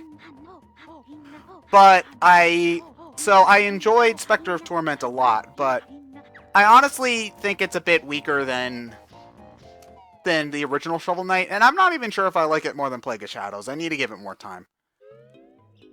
It's kind of hard for me to really nail where I think the game belongs on my... because Shovel Knight's just a fantastic game. And I don't know where Spectre of Torment really belongs in my kind of countdown of the Shovel Knight spin-offs. Okay. So, this is the bee. The great thing about the bee is you get infinite ammo with the stingers and infinite flight. So you don't have to worry about... feathers, and you don't have to worry about eggs. And you can also fly fast, too, by holding down the B button. So it's just a fantastic transformation. It's one of the best in the game. And it's just a lot of fun being able to go around Cloud Cuckoo Land without any restrictions, you know? You can just fly however the hell you feel like. And it's a lot of fun. But there, again, like most of the transformations, there's actually not too much to do with it. Well, but like in terms of goals, there's only a couple of jiggies to get using it, I guess is the better way to put it.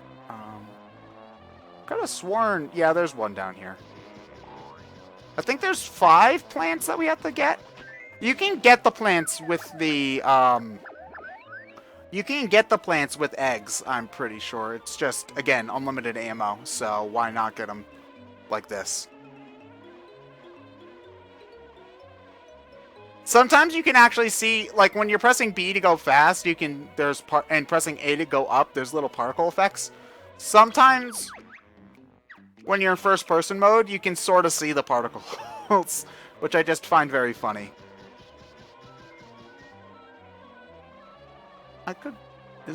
No, there's no plant over here. Alright.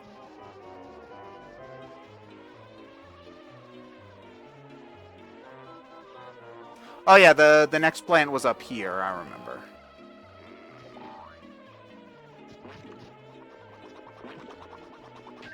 Okay, I think this should be the last one. Yeah, rare eyeballus plants. Okay. Cool. Awesome, okay. Yeah, we have to jump. Okay. Wait, do we have all the Jinjos? Okay, good. We have all the Jinjos, but I'm missing 2 Cheeto pages. I don't remember where they... I know we... Okay, we get one from Canary Mary, and we get one from the other minigame. Okay. There we are. Alright. I remember where the Cheeto pages are. Or at least I think we get one from the B minigame. If we don't, then I've got a problem. Okay, where the heck is the... Here we are. Okay. Okay, so in order... You have to hit the target here.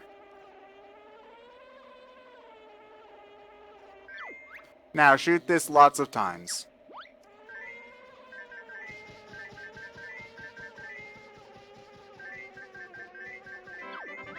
Nice shooting. Why not come inside? So these guys are actually the Zubbas, which, if I remember correctly, are in Click Clock Wood in the original Banjo-Kazooie. So, you know, it's cool that they brought them back. Alright. Where's the entrance? Here it is. Okay, float down, you fat bee guy. Come on. Get in there. Get in there. There we go.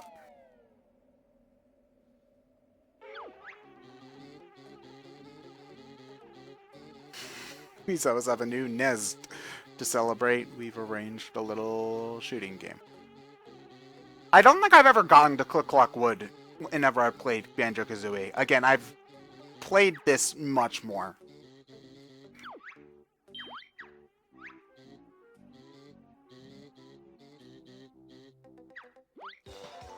Okay, so again, another shooting game. We need to just, except this is probably the hardest one, because the bees are kind of hard to see. I say as I'm getting buttloads of points. But it's the same basic rules.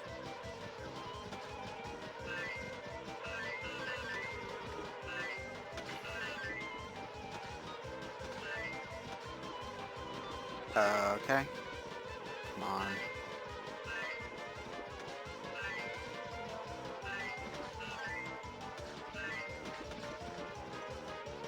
I forget how many points we needed. I think it was 60.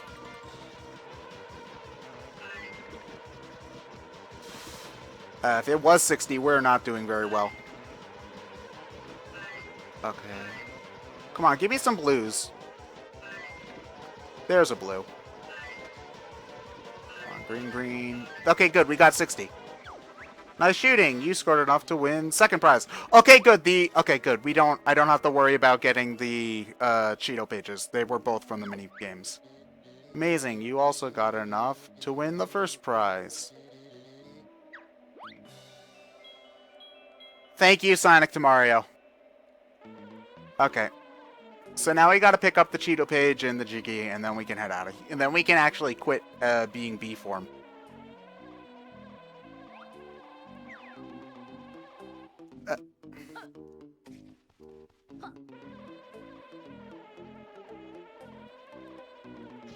If I can land on the platform, that is, there we go. Okay.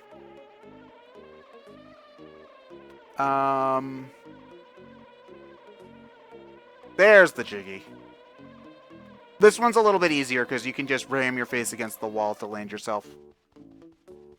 Don't ever let me fly a plane, kids. No, thank you.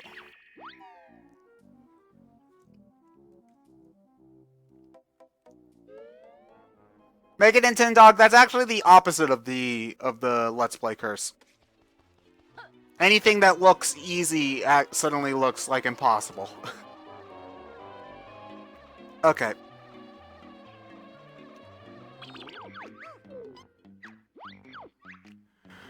Okay. Wait, hold on. A minute, an hour and a half. Okay. See, Cloud Cuckoo Land is actually not a super long level. But we still have one challenge left. Round, we have to take care of Canary Mary.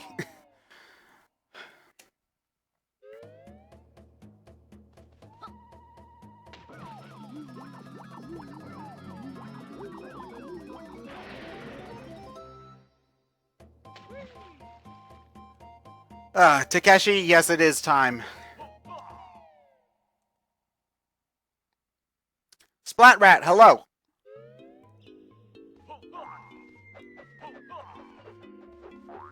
Throwback, 20 tries? Okay. Let's hope 21's the magic number.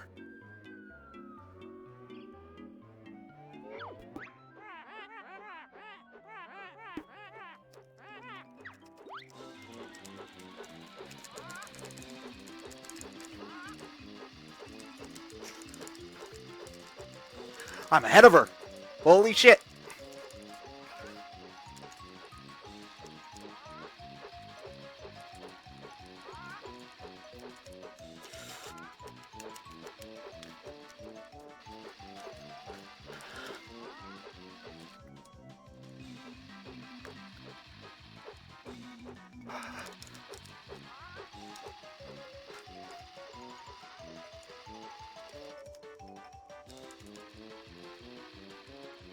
Come on, come on, come on, come on, come on.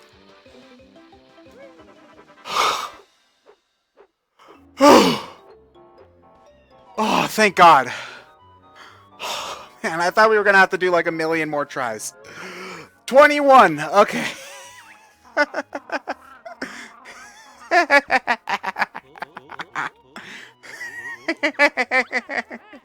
We're not even done yet. We've got another race.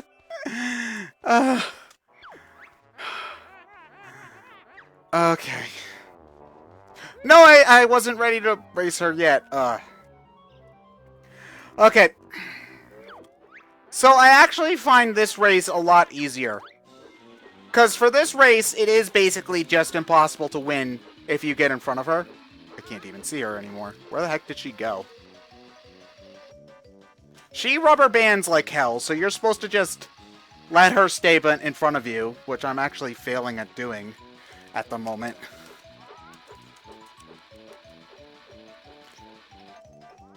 Yeah, if you, basically, for this race, if you pass her, she wins. Because look at how far ahead she is right now. You should just call it here, lady.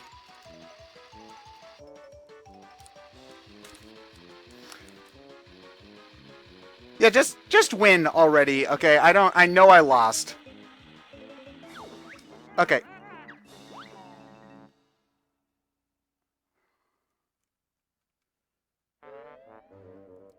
Thank you, Joe. I really appreciate it. So actually, let's... I wanted to pick up the Jiggy! I suck.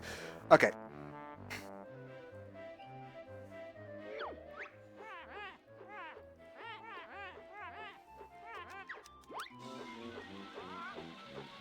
So yeah, so the trick to this race is to just stay behind her the entire time. Don't get ahead at any point. Like, stay as close to behind her, and then her rubber band can't kick in if you don't ever pass her, basically. That's the trick to this second race. It doesn't really work for the first race because, again, as you saw, you have to mash too hard in order to even keep up. You have to mash really hard in order to even keep up with her for the first race. But for the second race, I'm mashing pretty comfortably just to keep pace with her. Like, this is doable. It's really the last 10 seconds where you have to mash really hard. And even then, she can still get you from time to time. So, I find this race much easier than the first. It's tedious, granted, but this strategy works. The race ends when you get to the top of the mountain. Like, the last kind of stretch is when you're at the top of the mountain. You'll work your way back down to the Wumbo Wigwam. To the Wumbo Wigwam platform after that point. So, like, when you're around 3/4 halfway down the mountain, that's when I try to mash in order to get ahead of her. Because it does take a couple of seconds for her AI to kick into rubber band mode. If that makes sense. If both races were like this, it wouldn't be a problem. It's just the first race that gives me shit. So technically that's the third race, because you do have 2 races in Glitter Gulch Mine. The third race is easily the hardest part of the game.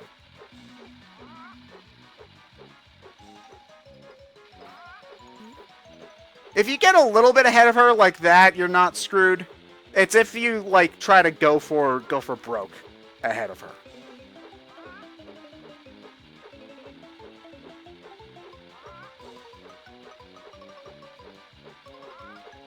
I'm gonna take your drink. Ah. Oh, I never got water. I usually like to have soda and water with me. Soda for, you know, because I like soda, and I'm a massively unhealthy person. But water is also important too for whenever you're talking for long periods of time, just to keep your throat good. So, yeah, I forgot to get a glass of water, but I should be fine. Okay. Hold on. Wait for it. Wait for it. Wait for it. Now.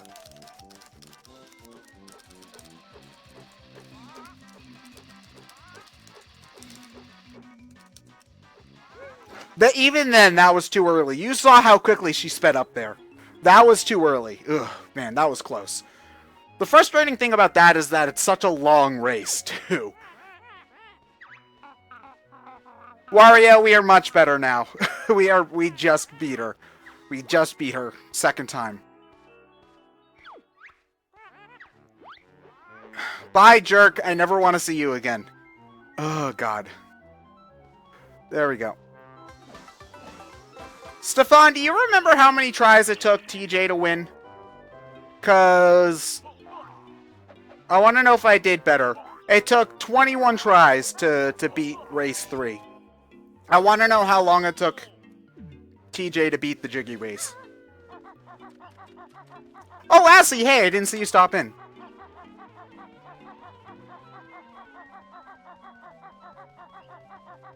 Okay. So yeah, we're done with Cloud Cuckoo Land. We do, however, have... Okay, so yeah, we're done with Cloud Cuckoo Land. I think the only things we're missing at the moment... we do need to trade in our... We've got... Hold on. Oh yeah, we've got the 2 backtracking Hailfire Peaks Jiggies. 2 of those. The pigfish, the pig house, and then pig pool, I should say. Sorry, I don't know why that took me so long. The pig's pool, and then we also have to get the cliff top Jinjo. And then we've got them all. Gareth stepped in to do one of the races. Wow.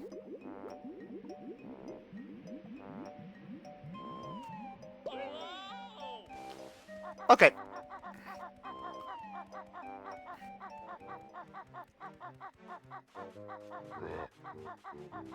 Okay, so yeah, I do want to do a couple of things before we get started on all of this other stuff, though. Like, first, I want to hand in our Cheeto pages, so we're going to do that right away.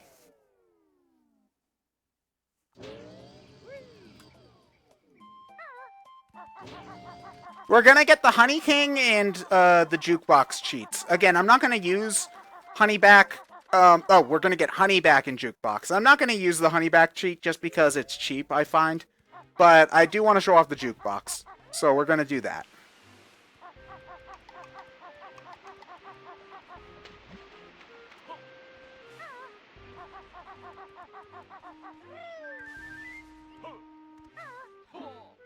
But yeah, guys, we're in the final stretch of the game. This is probably going to be only another, like, hour tops. I'm really glad you all are enjoying this playthrough. If you guys weren't able to see the whole thing, in the next couple of days, I do want to get the replays up on YouTube, just so everybody can share in the fun. Cool. Spill the beans.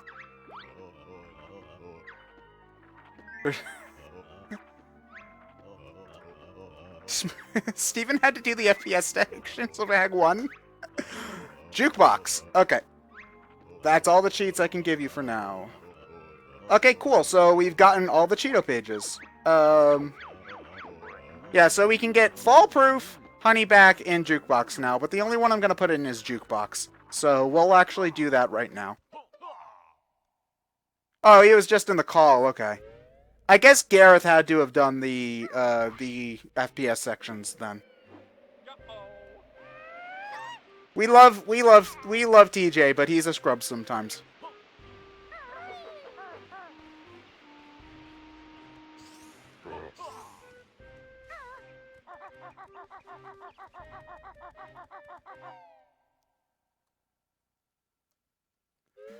Okay. So now we can go to... What's it called? Mayhem Temple. There we go.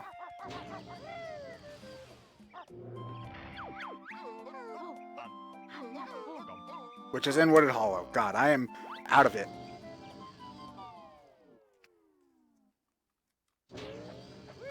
Oh, awesome! Thank you, Takeshi. That means a lot to me.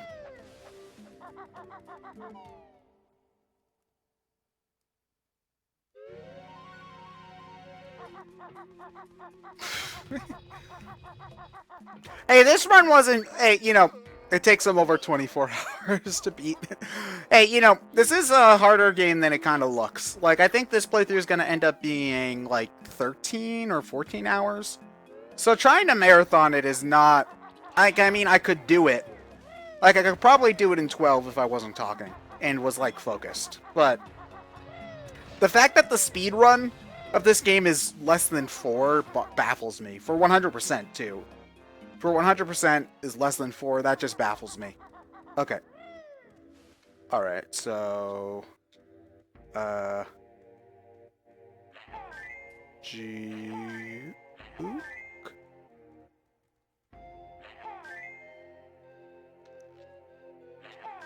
box. He's a jukebox hero, got stars in his eyes. Jukebox hero. Oh man, I need to get my foreigner music back on my phone because I haven't had it there for a long time and it makes me sad. Okay. Okay, there we go. We've got the jukebox on. Alright, let's get... You know what? Let's turn on homing eggs just for shits and giggles.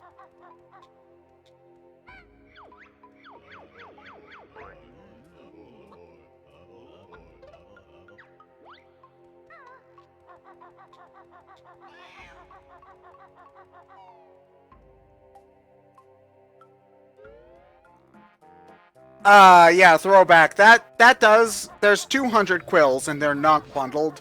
So you do... Like, I can... Like, I can see why they do that, because having more collectibles does make it easier to guide the player. But then again, you also have to pick up each and every single one, which can get tedious. So, I don't know. It won't be as bad if there's not the Banjo-Kazooie problem, where if you die, you lose all of them and have to pick them all up again. That was really the big issue with the original Banjo-Kazooie. Like, the big issue.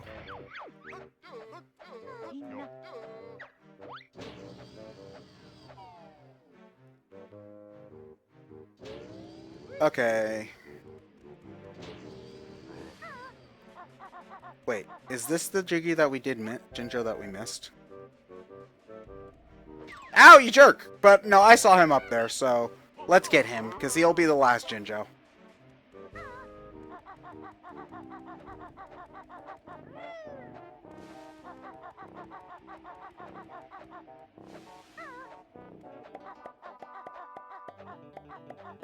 I know you can shoot a clockwork egg to get him, but I don't feel like it.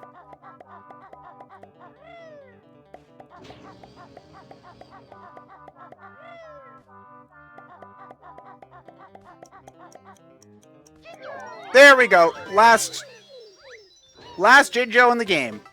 Fitting that it's the black Jinjo family too. Oh, did I mention how the gray Jinjo family is freaking dead? Grunty runs over their house with their tank and just kills all of them. Like a jerk. Okay. So yeah, we're not going to be in lava. We're not going to be in Hailfire Peaks for long. We've got one thing to do here. And that's just pressing the button so that we can get the pig's pool heated up. Finally. This is always one of the last things I do whenever I play the game. Whoop. Again, the game does... I think the game...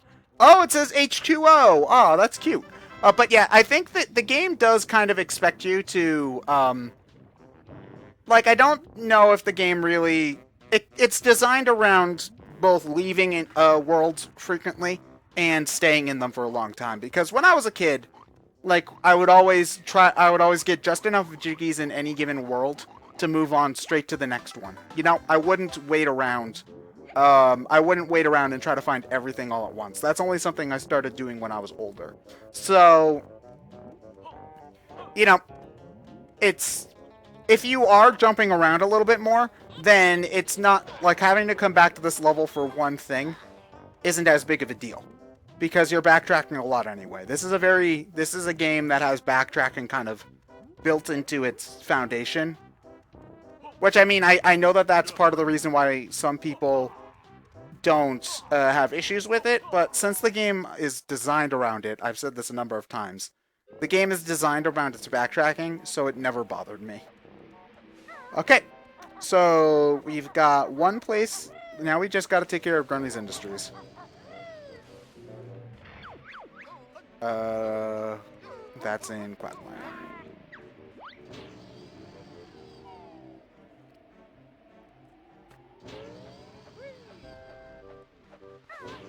Throwback, what some speedrunners do is they start up a level, they start up a level. They start a file, I should say. They check to see if the Jinjos are correct. are like the correct color combination that they want, because there's only a limited amount of colors. So there's only a limited. It's not like completely random. It's just chosen out of a set of Jinjo. There's like 40 or something possible combination of Jinjo colors scattered around the game, or something like that. So they keep on they get a file. They get a file where it's where their Jinjos are correct, and then they copy and paste that. They copy that file to use that for speedrunning. It's not really a big deal most of the time. Like the Jinjos, really, it's usually the extra jiggies you get from them don't really matter. You're most likely to get jiggies. You're most likely to get the most of the Jinjo jiggies by the end of the game anyway. So it's not really that big of a deal for me personally, but oh, the water kind of glitched out there for a little bit.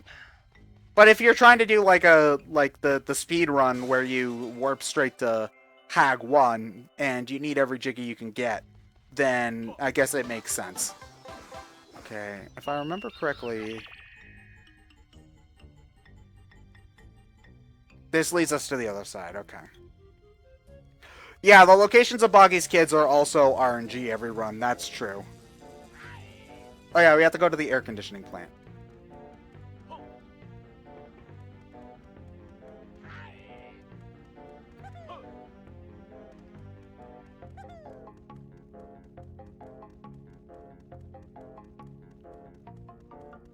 Oh, you can do that, Gabs? Huh. Like, that sounds really annoying, though. And you do have to backtrack to this level anyway, because you need to use the pack from... The Shack Pack, I think is what it's called, is the one where you do like this. You have to backtrack to this level anyway, so I just go for both at the same time.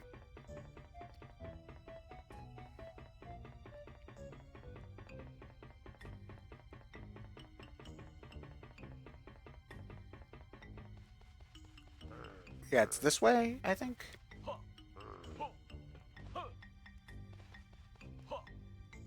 Callum, the game doesn't run at 30. The game runs at whatever frame rate it feels like. Anywhere from 5 to 60.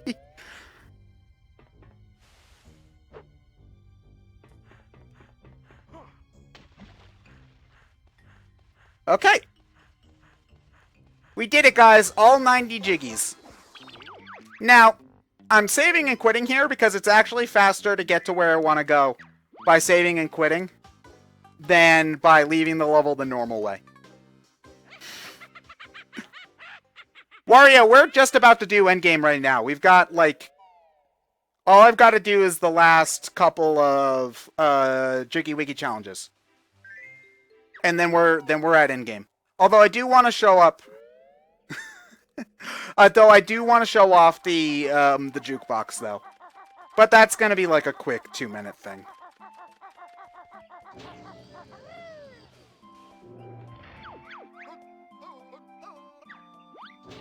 Callum, no, 30 is not its peak frame rate. It actually runs at 60 in some places. Like, actually, I can check what the frame rate it's running at right now. Yeah, the game's running at 60 at the moment on my cam. It's, it just depends on how much geometry's on the screen at any given point.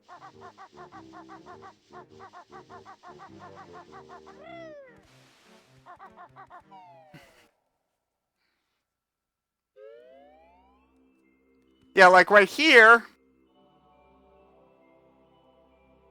Oh, it still says the game's running at 60 here. Oh, weird.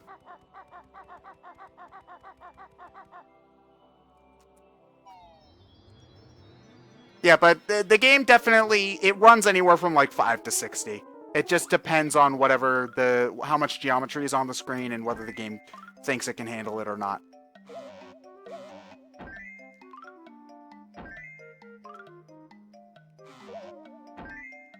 Okay, yeah, so for this section, you gotta go I always go for the edges first. Like you should do with any jigsaw puzzle, really. This, I think, is the only one up to this point that has gotten, that has had no pieces filled in for you, so it's... Oh wait, that's the wrong side. So it's obviously the hardest one we've had up to this point, but there is an even harder one that we will be getting to shortly. But that one's just for fun. But I always like to do it every time I play the game.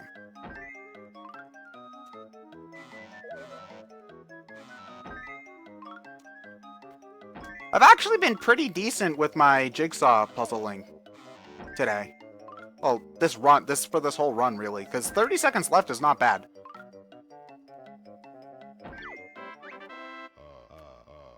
Uh, 800? 800? 800. Oh, I get it, like 800. Okay, cool. Awesome, nice to see you.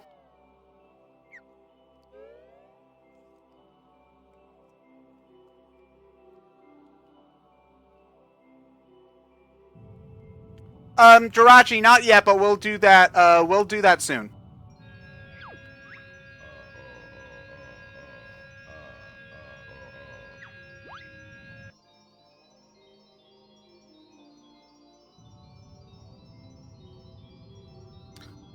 Accelerator, I'm playing the game on N64 right now. It can run at 60 frames on N64.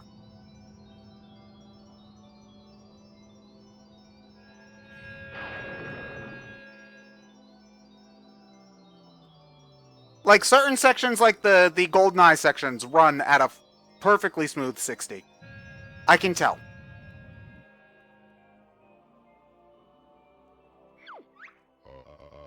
Okay, so this is just for fun, but once you get all the Jiggies in the game, or I think, maybe not all the Jiggies, but after you beat all of the challenges, you can do this special Jiggy Wiggy challenge where you actually have to rotate the pieces, which obviously is pretty damn tough. So, I actually did not want to do that one. I wanted to do this one. There we go. It's a little bit easier if you remember that the pieces can only be arranged in specific ways. Like the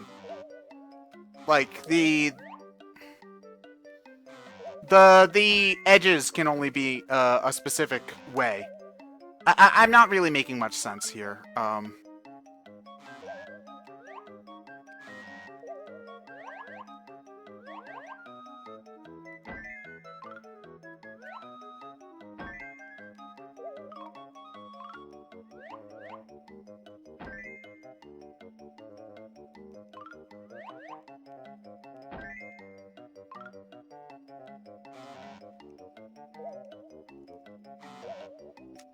I did not mean to put you in any of those places. Okay.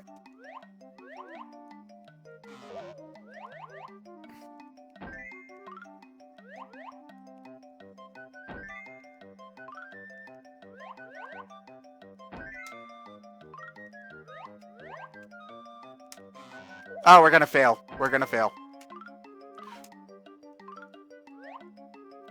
Oh, we got close though. We got really close.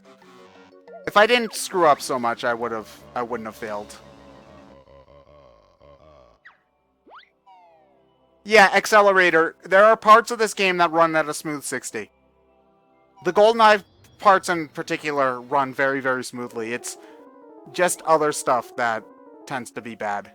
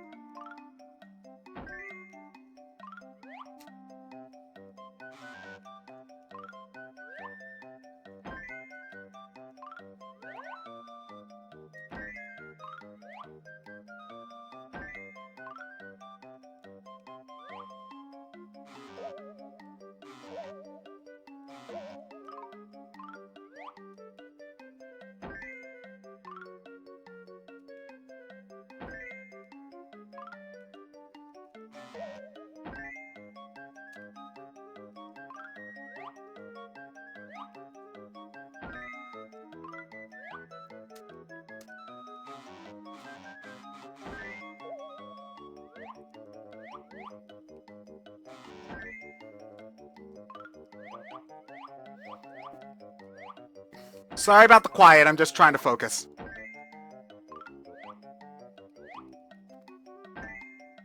We're doing much better this time, though.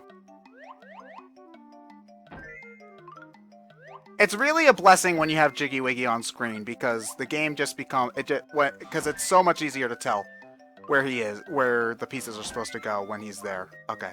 We did it! Awesome! 10 seconds to go, too.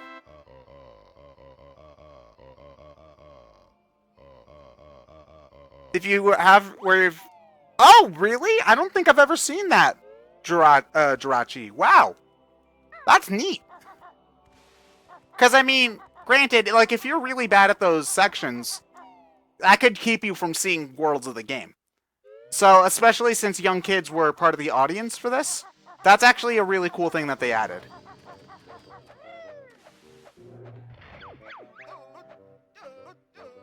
Takeshi, just to keep it from being a waste of time, really, like, to make some challenge for it.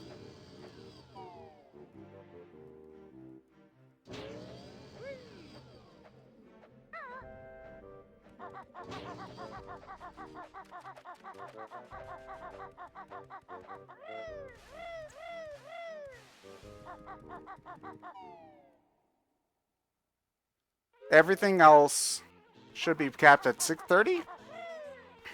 Okay, I'll believe you, but there are some parts that do seem like they run at 60 on my TV. That might just be me, though. Okay. Like, particularly places that are inside and in small areas. Like this here, I could buy that this is running at 60.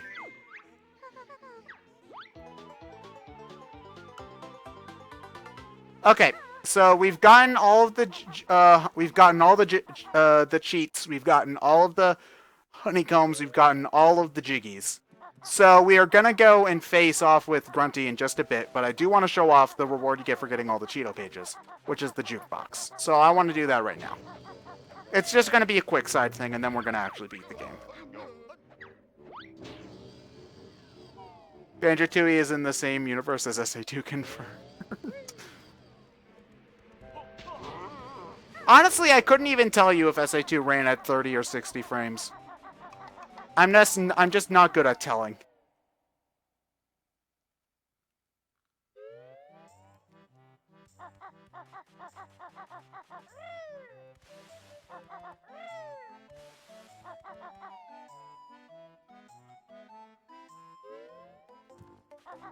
Okay, so if you get the jukebox fixed in Jollies, you get a sound test, which is pretty cool. So, for example, we can listen to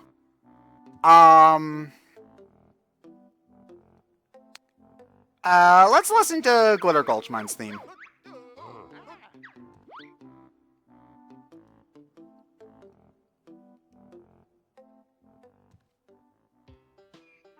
I love this music.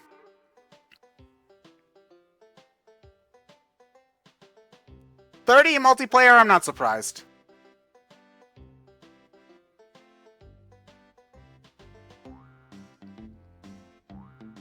And also, you get this great gif of this great loop of Jolly dancing. I think he does have different moves that he does eventually.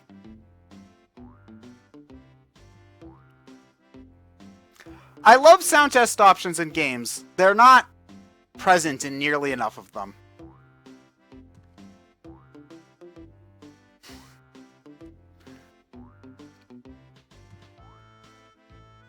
Do do do boo do do do boo do do do do do do do do do do.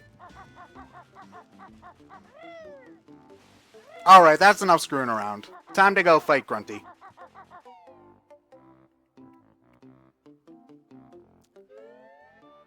Wario, only this actually feels like a reward. Whereas in Final Fantasy IV, that just felt like a waste of, what was it, like 10,000 gold? Or something ridiculous. I've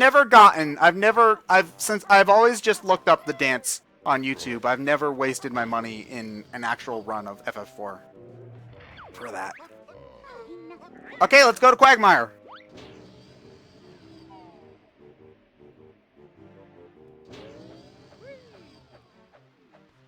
Okay.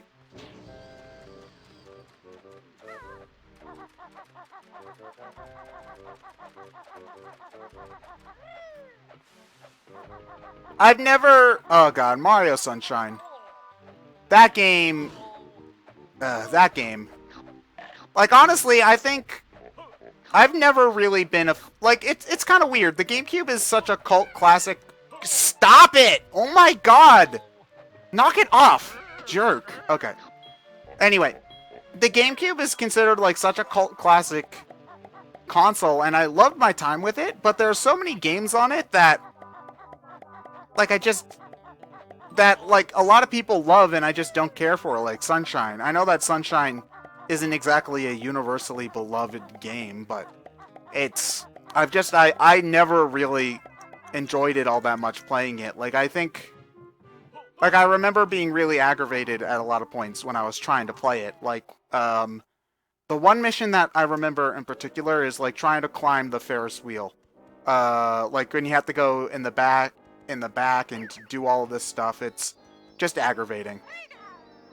Okay. So, if I remember correctly, what we have to do is we have to press the Banjo and Kazooie switches in order to open the door. And then we have to press the Banjo and Kazooie switch in order to stop the lasers.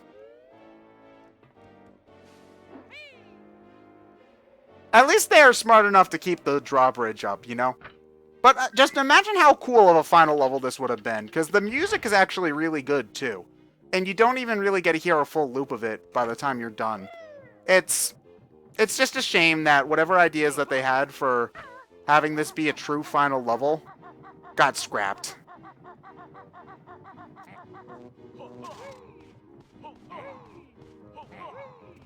Okay, you can get out of here now, Minjo.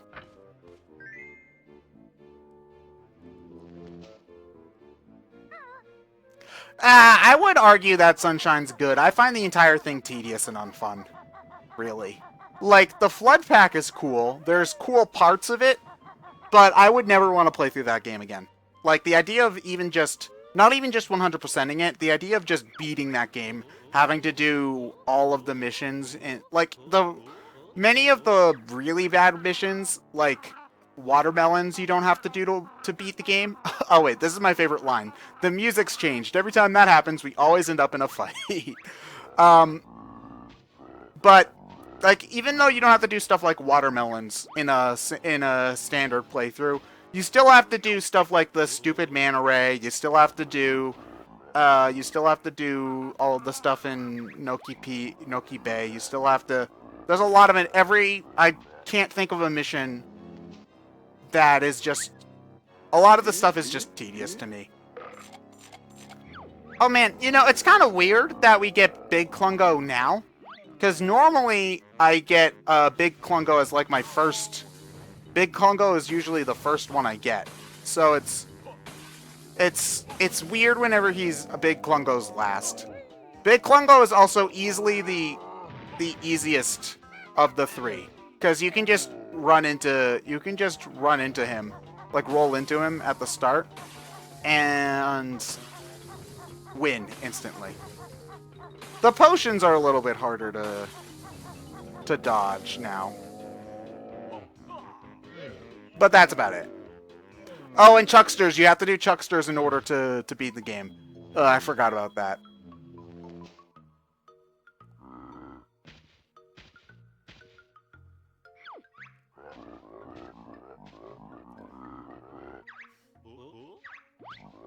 Klungo gets less and less handsome. Now Mrs. Klungo won't want me anymore. Klungo had enough. Takeshi, yes, the Klungo fights are randomized. He has 3 potions. If you're playing the game legitimately, you will do all 3. At some point, it's just the order is random. Which I think is cool. Like, I know, it gives some variety to stuff in the game.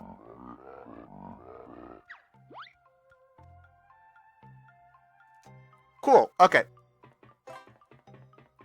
Alright. This is, for the record, like, look at how pretty this reflective floor is. This game is gorgeous.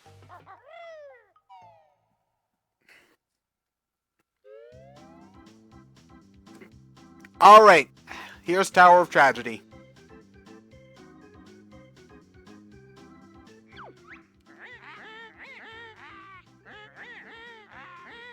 Yeah, Jirachi, I've actually tried to do shrines out of order before in Sunshine.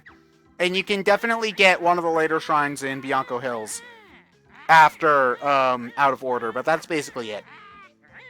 Though personally, that doesn't bother me too much, really. Like, the fact that you could get any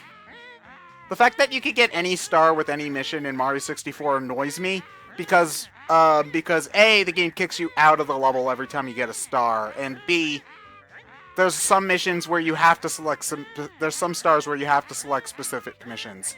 And that just, either have it one way, like Sunshine, where you have to choose a level in order to get that shine, or have it with, or just let me do all of them in any order I want. Yeah, Mario 64 frustrates me.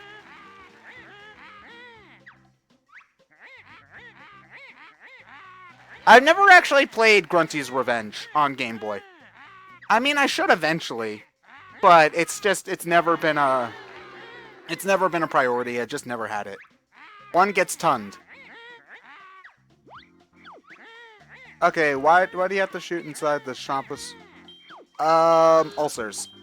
So you actually can buzz in early, but they won't they'll stop the question partway through. So you kind of want to, this isn't too hard, I find, as long as you've been paying attention throughout the game.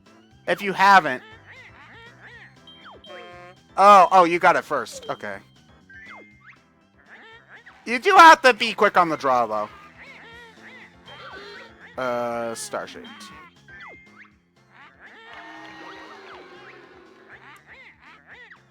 These are always the ones that got me the most, because you have no idea what the question's going to be. Like, I'm going to buzz in right now, and it's going to show up 3 things that I can't... Oh, okay, Cheese Wedge. That's actually an easy one, but sometimes it'll just say, like, 4, 5, and 6, and you have no idea what they're talking about. Who lives in Honeybee's hive?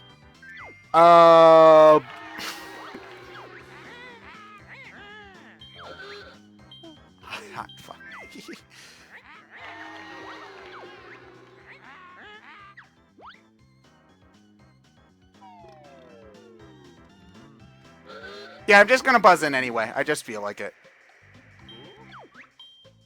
Yeah, see, like, what the hell am I supposed to... What the hell am I supposed to know what that was? What were on the bedside tables? Okay.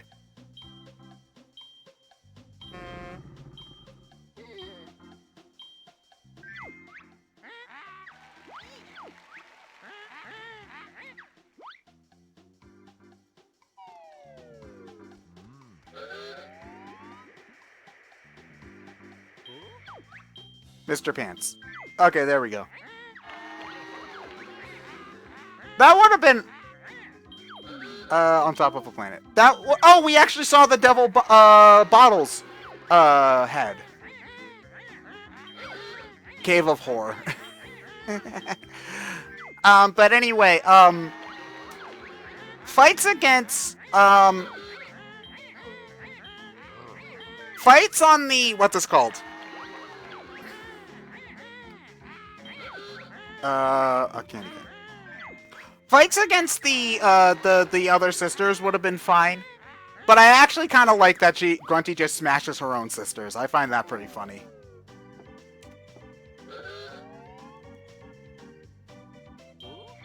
Yeah, that one's easy. Yeah, so obviously I'm winning by a very...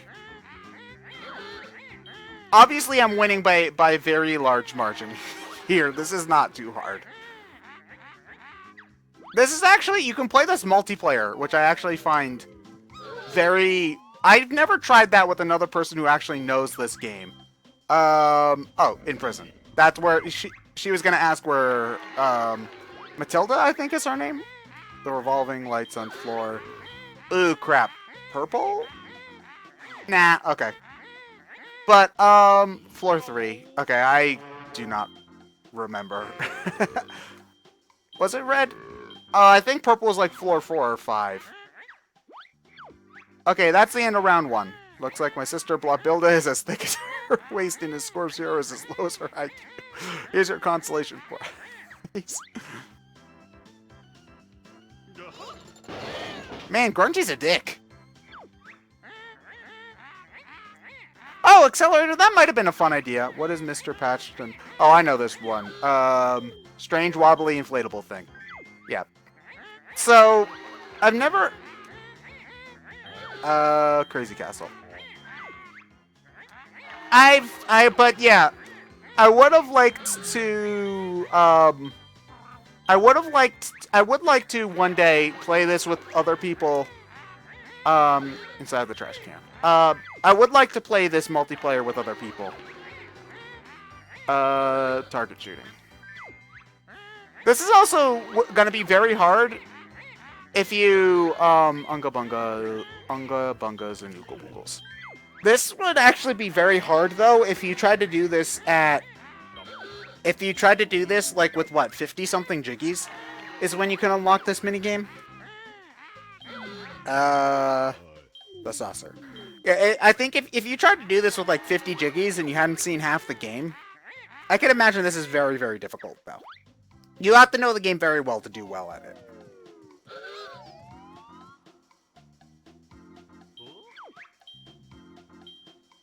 Orange?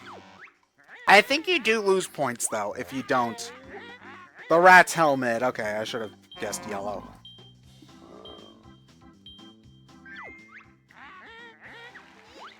What is the name of a quiz I haven't hosted? Beat the Bear. Oh yeah, that's one you're only gonna know if you played the original Banjo-Kazooie. What does it... I'm free! No wait, what says I'm free, then? Oh, I'm thinking of Rayman! Oh, okay. In Rayman, when you free the Electoons, they go, I'm free! Or maybe it's the Teensies in, maybe it's the Teensies in Legends, whatever.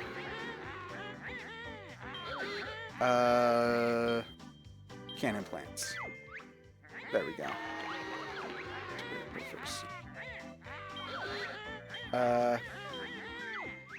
I do not want to think about Canary Mary right now. Old King Cole. Sorry, I'm not looking at the chat. I have to pay attention. Oh, they call her... You can tell that this game was made in 2000 when they still call her an Indian.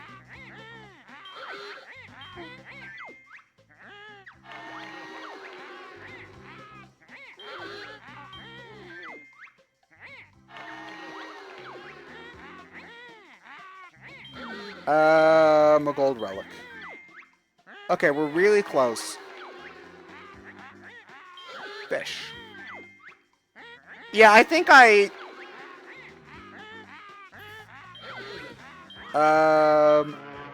Wonder Barf. There we go. Okay, so yeah, we kicked her. We kicked Mingilla's ass. Okay, so this this is not... The third round is definitely the hardest, but it's not too bad. You can pass on questions, though.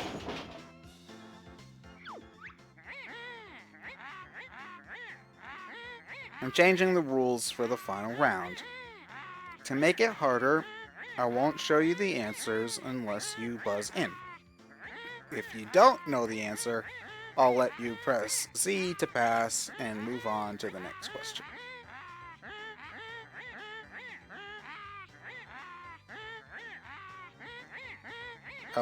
I wish you plenty of bad luck. Okay. Banjo lost or Grunty squashed? What problem did the swimming pool... Okay, I know that. Their pool was...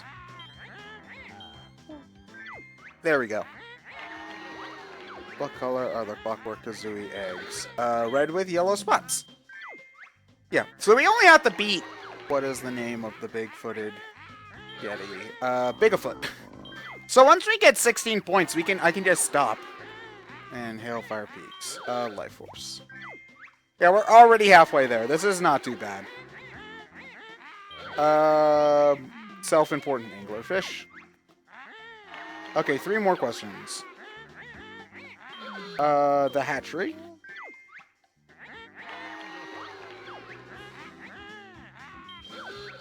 What color are the normal blue eggs? Blue. What is the name of the seasick pirate? That is Black-Eyed. There we go. We've beaten Grunty. Okay, I'm just not gonna answer the questions. I'm gonna check chat. Hey guys. Yeah, I remember getting that one messed up when I was a kid, the Diddy Kong Racing one, because I never actually played much Diddy Kong Racing. My cousin had it, and so I played it every once in a while, but it wasn't something like I played a lot as a... I tried playing the DS version, because I got that as a gift at one point, but, you know, trying to play a 3D game like that with the D-pad just doesn't really work as well, and I don't know, I never really got into it very much. I always preferred Mario Kart.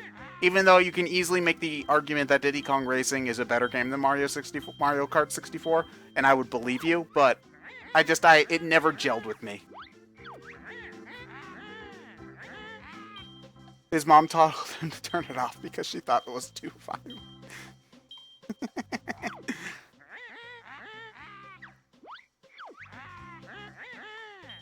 I'm not sure, Callum. I would hope so. What, are you fucking stupid? Digital only? Ah, that's a shame. Hey, Mega Master. We're just waiting for the quiz to end at this point. Taking a break.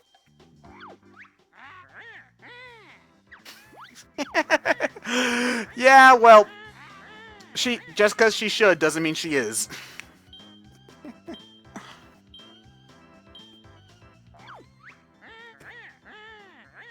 Although, since I'm getting a PC version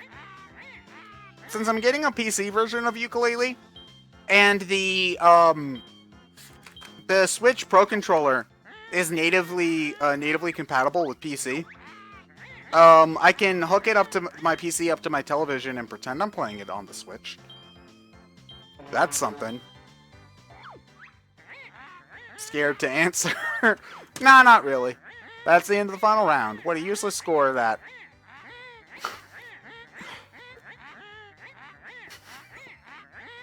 I declare the win invalid due to faulty equipment. You could escape in a cowardly fashion like Banjo-Kazooie before we kick.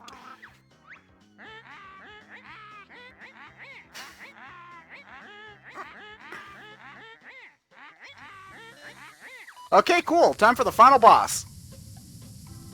You should play ukulele with a sideways Joy-Con. Wario, I would rather not.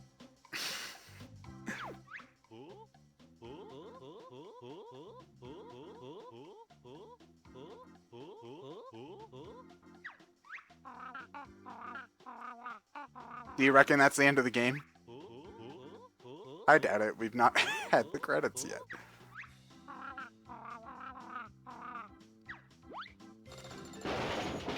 Okay, so we're gonna skip the cutscenes because they're really, really long. I'll show the credits run again after we beat the final boss, so I'll run them there. If we can skip. Yeah, we can skip them. I'll run the credits at the end of the playthrough. Also, we're skipping this cutscene because it takes forever. Now, we've had the credits, and everyone's alright. So this is actually, so at this point, if you don't have 70 jiggies, the game will make you collect more. But what's really funny is if you try to go to Bottle's house, they're having a party in there, and the music changes to like a rave version of the Jinjo Villages theme, and they say, no, you can't join the party until you've already, you can't join the party until you beat Grunty. And I find that really funny. But it'll take too long to show off, so we're not going to. Okay, so you actually don't have to go to Dingpot, but if you do jump into him, you get a full refill of feathers and eggs, so I'm gonna do it anyway.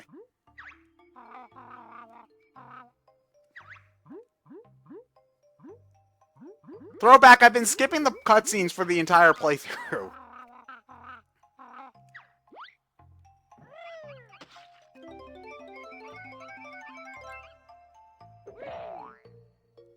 Cool. Okay.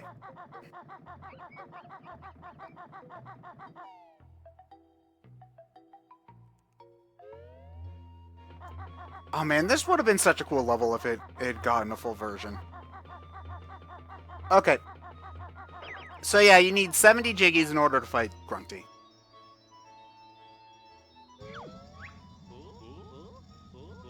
Now, I mentioned this before, but there's actually a glitch in the game that allows you to warp straight here.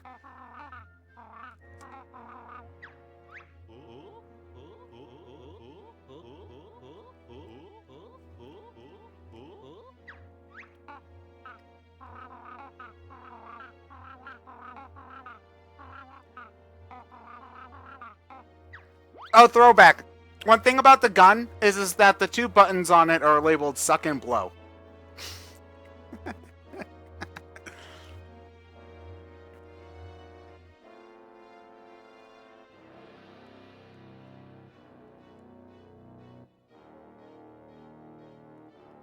Callum, not exactly. The way it works is that there's a cutscene in Glitter Gulch Mine of the saucer going to Witchy World. So, if you turn the console off while the cutscene's playing, when you re-enter the room that the cutscene's supposed to play, it doesn't really know what it doesn't know what cutscene it's supposed to play. So, if you go to the replay room and start this fight with Grunty in the replay room, the game will think, "Oh, I need to take you to Hag 1." I don't think I'm doing a great job explaining it, but it doesn't have anything to do with the save file. It has to do with the cutscenes. Okay, Hag 1. Sorry if I'm not looking at chat very much, and oh my god, an eyelash just fell into my eye at probably the worst time. Okay. Oh man, and I've got half of my health. Shit. Okay, that's not good. I thought that dingpot would have refilled health, but whatever. But yeah, it's not really about the save. It's not really about the save file. It's about cutscenes. Okay. So for some reason, she agrees to go easier on you if you get her question right. How many Jiggies did you need to open the door that led up here? 70. Chat, that's correct. I'll only use my slower attack now.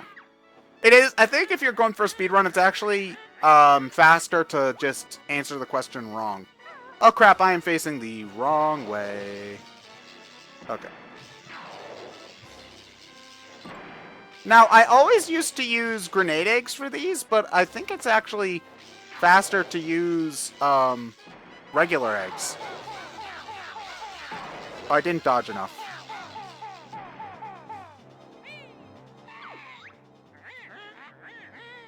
More lasers are required. Yes, indeed. I might die here, because I do not have... I went into this fight with half health, which was not smart. Harry Potter would be a lot more badass if the wizards had tanks. I agree. Yeah, I might die because I came into this fight with half health.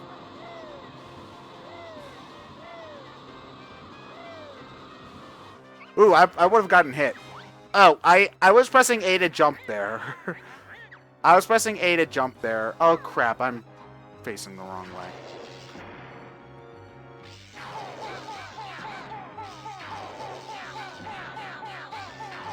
Ow! Okay. Okay. Why didn't I dodge? Okay, so now there's the cannons, I think?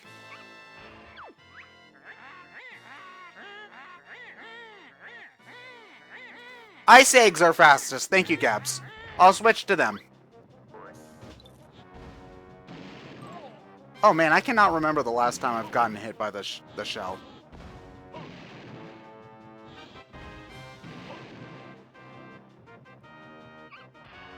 What was the name of the Glitter Gulch Mines prospector? Billy and Bill.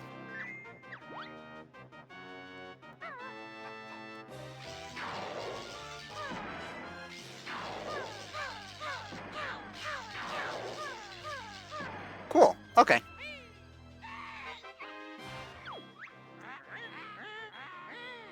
Jirachi, we've already gotten a third of the way through the fight, and I don't feel like it.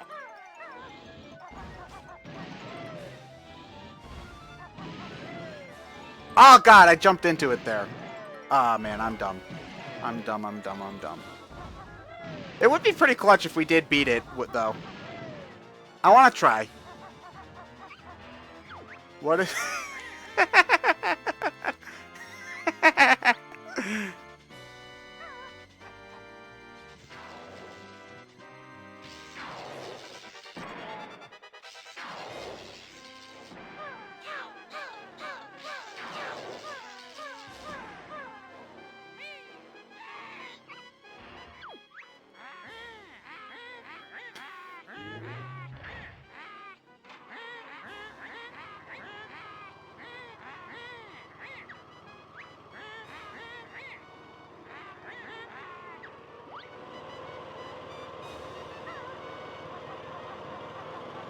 Okay, so now she moves with the lasers. So it's actually pretty easy to avoid her, I find.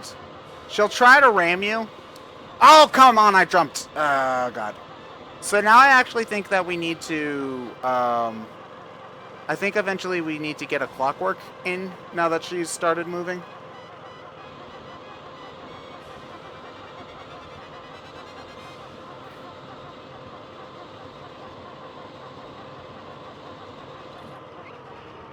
What number? Oh, I got it!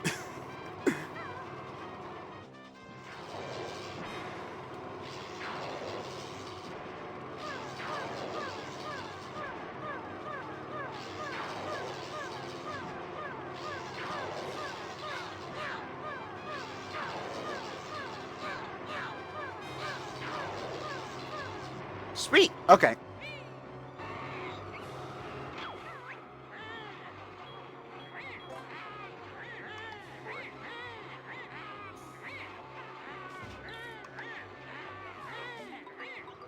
No! Ah!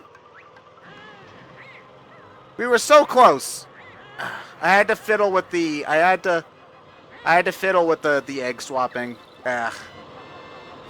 I think that we don't have to shoot her again to get another shot, though. Okay, okay, okay, okay.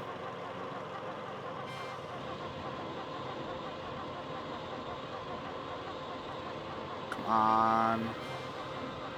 Come on. You do actually have to be pretty quick on the draw in order to get in.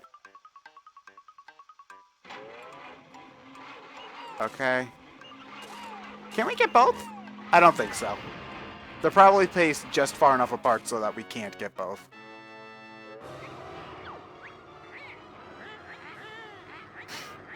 You can't smell anything, Grunty. You don't... Oh, crap. We're done. Ah! We got pretty far, though, for not having full health. That's frustrating, though. I wish... I thought that Dingpot refilled health. That's my fault.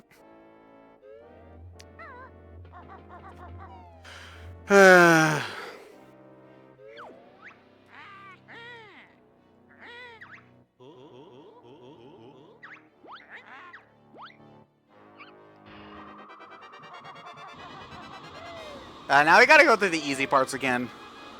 That's a little annoying. Ah. And also, taking damage on the easy parts is not fun.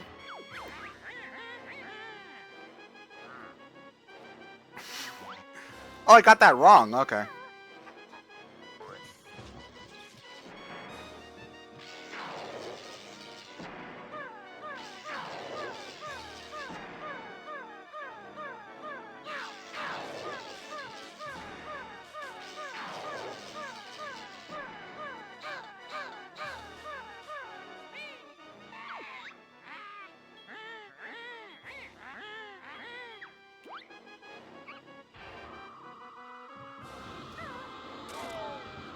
Actually, you probably should just not bother with Talon Trot during this. What type of drink was water?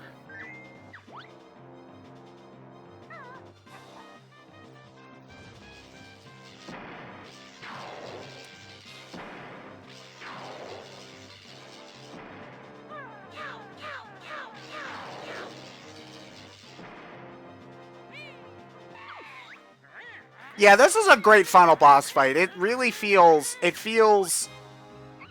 It's a lot of fun. Yeah, that's just the best way to put it. It's a lot of fun. And thankfully, the health doesn't disappear even if you get hurt. So, even if you, like, don't pick it up, I should say. What was on the empty bottle in the trash can? Jolly's juice.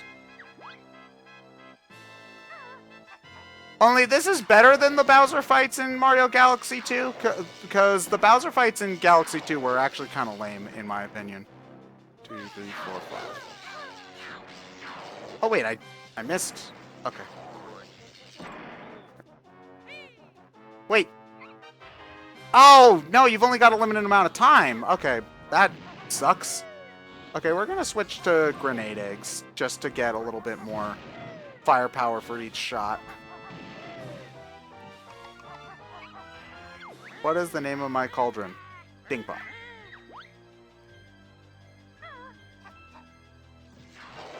I vastly preferred the Galaxy 1 bosses to final bosses to...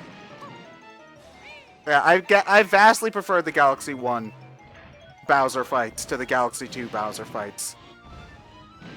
Although that can just be said about Galaxy 1 compared to Galaxy 2 in general. It's just a better game to me.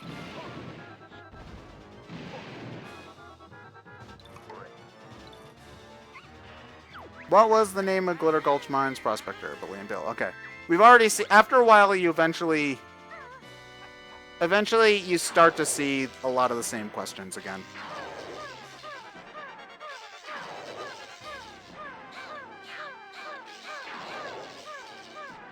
Okay. The music's okay, but I prefer Galaxy 1's Bowser music. Like, that stuff is great. No, wait, that might have been Galaxy 2. Oops.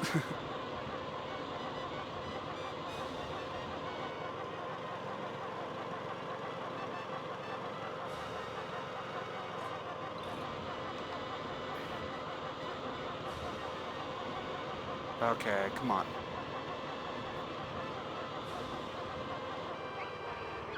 Which one's cost the least and most to learn? Probably that one.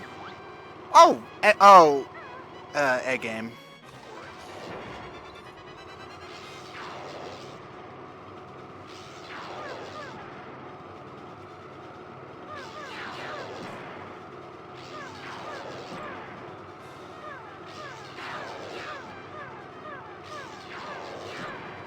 Okay, we took way too much damage in that phase.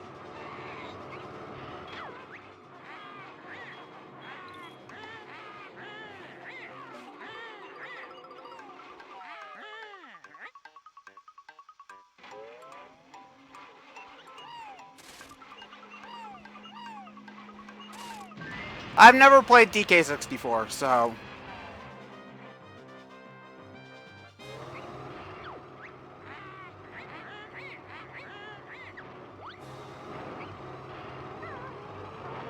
Ah!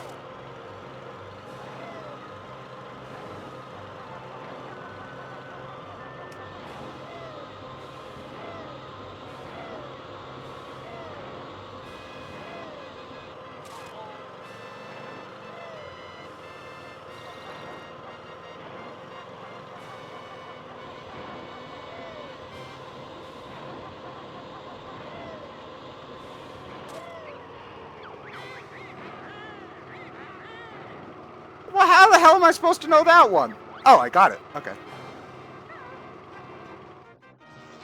Oh! Wait, what?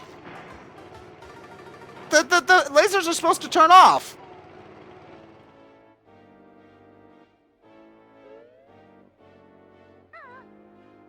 Oh, God. It has been a long time since it's taken me this many tries to beat Cauldron Keep.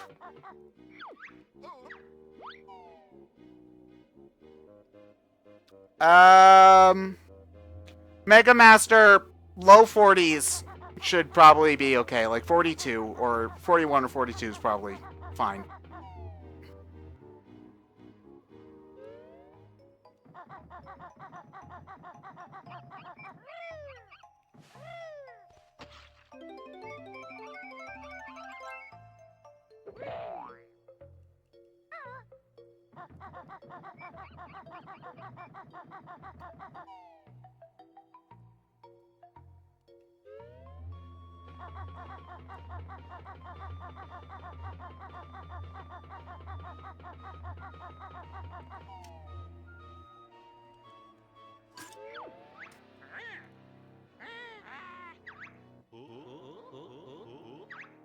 Alright, hopefully we win this time.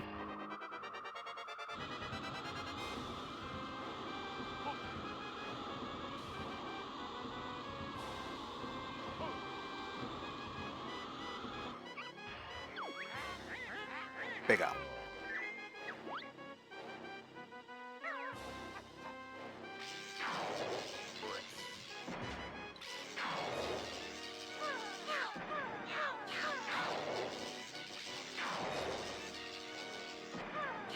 Oh, I thought we had already gotten her 5 times.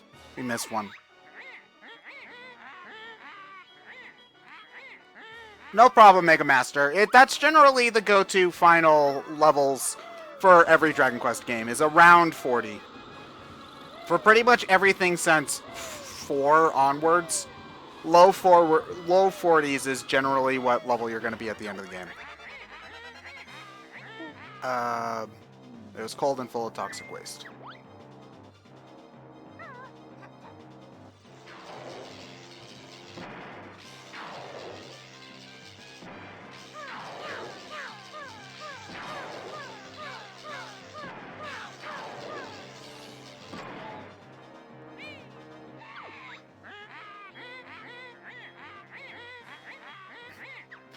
I usually like to do the, once the regular enemies come out, I usually like to take care of those with the beak attack.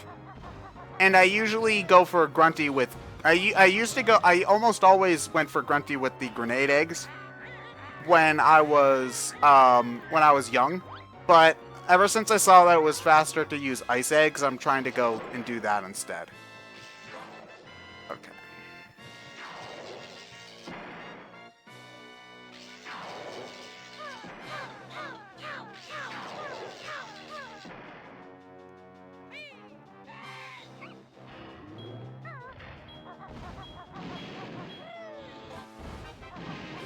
Whew, okay, I thought I was gonna take damage there.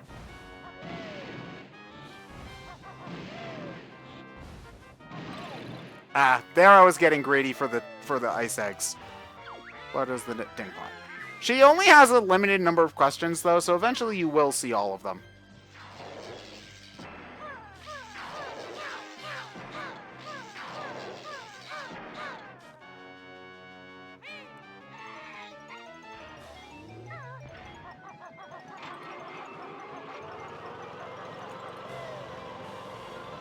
The Dragon Quest VIII final boss isn't too bad. Like, it's pretty tough, but I got it in one try. I'm just not a big fan of it in general, because, like, you have to spend at least 7 turns at the very beginning doing nothing for some reason. No, there's a reason, I just don't want to spoil it. And at that point, I don't know. I don't want to spoil too much about what I think about Dragon Quest VIII, because me and Catherine are going to do our discussion very soon. She's in post-game right now, and she wants to get the good ending. How many letters? Okay. I've never seen that one before, I have to admit. Ow. Okay. 1, 2, 3, 4, 5. Ooh, and I actually dodged that this time.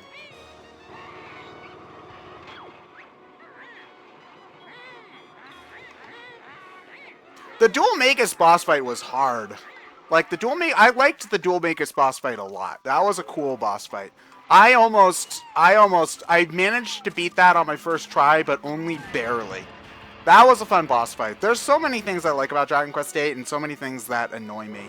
It's got very high highs and very low lows, in my opinion.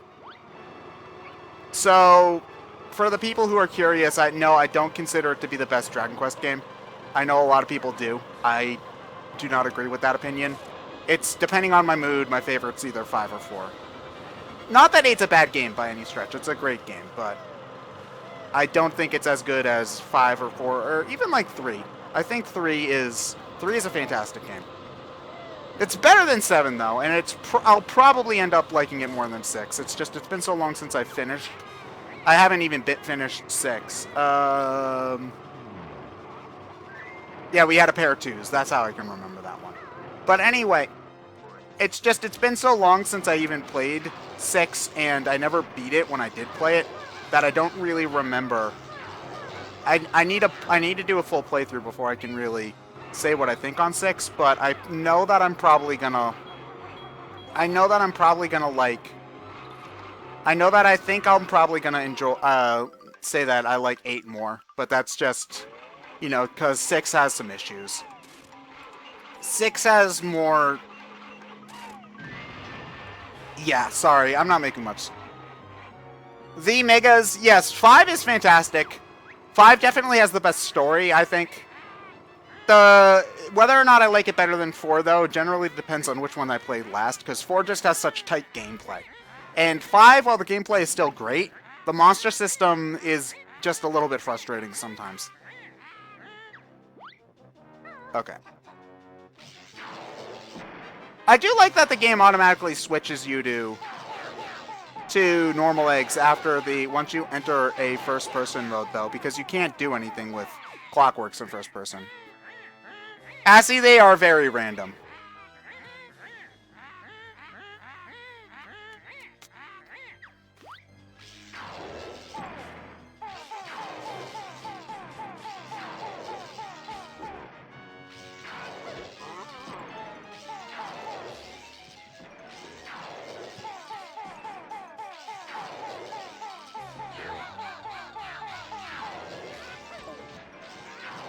I do not want to die.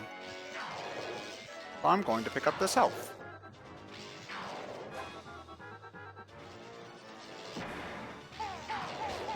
If I remember correctly, the enemies can drop health, too. I don't want to die again.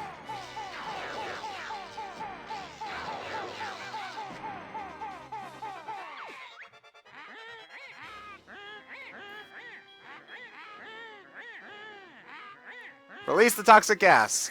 So now we've got a time limit on top of everything. This is an intense final boss fight.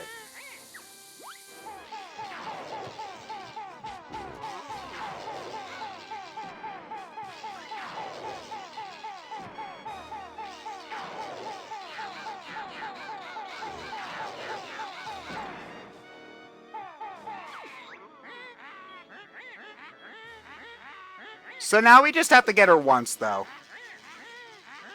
You'd never take down the Munty Grundildo Winky Bunyan. Winky Bunyan? Is that your last name, then? No, of course not. But don't you go tell anyone or I'll sue you. Whatever you say, Winky. Ah, damn it! Ah, I suck. I suck so bad. Ah. Oh, God, guys. We were so close. We were right there.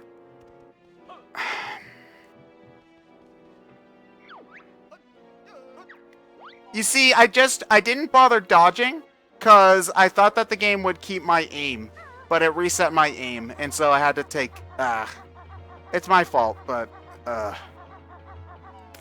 yeah, Caro, I know. Don't worry, this isn't an easy final boss, for the record.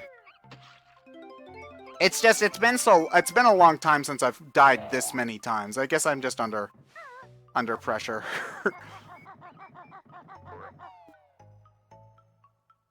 It was literally the last hit, too, which just makes it worse. It's long, too, is also the thing. It is a long fight. Yeah, Mega Master, I played it for the 3DS. I haven't played the PS2 version.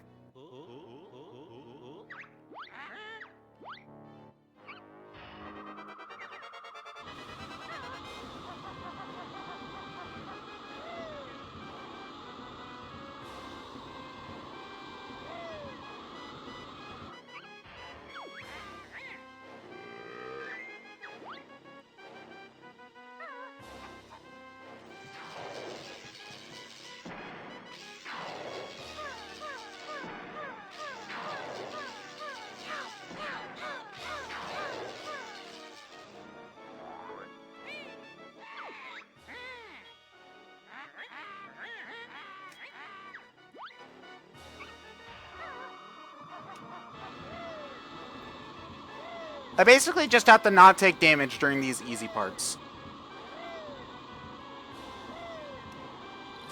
Like that. No Oxford comma, rare, why? Why do you do this to me?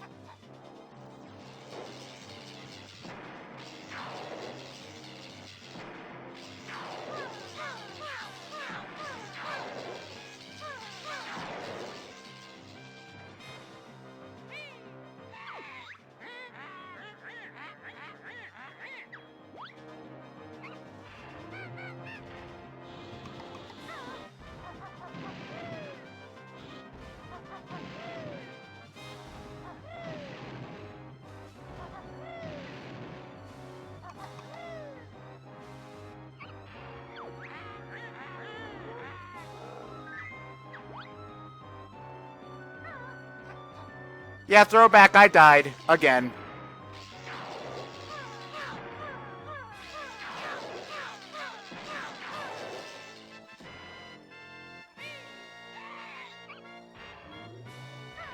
The 3DS version is a good version of the game.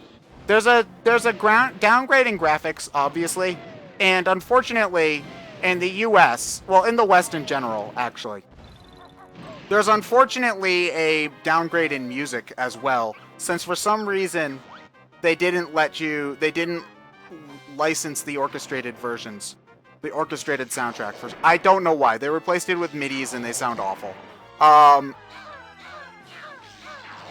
But yeah, but the new content's very interesting though, and so it's still a perfectly playable version of the game. I think it's a great version of the game personally, but I also really value having that portability for an RPG like that. So I think it's a good version of the game, but that's just me.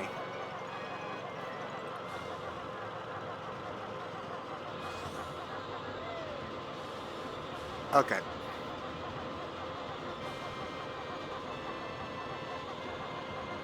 Alright. How many members of the Unga Bunga tribe were there? 3? Cool.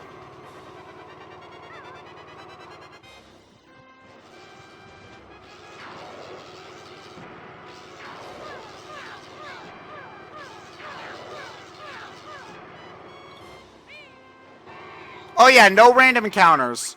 That's a big thing that I know that will bother some people. Is no random encounters in the 3DS version. It's very much like Dragon Quest VII 3DS, where you walk into them on the overworld and in dungeons.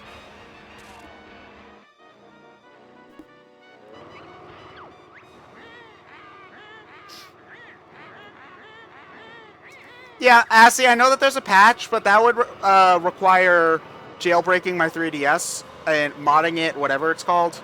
And I really am antsy about doing that. So, ow.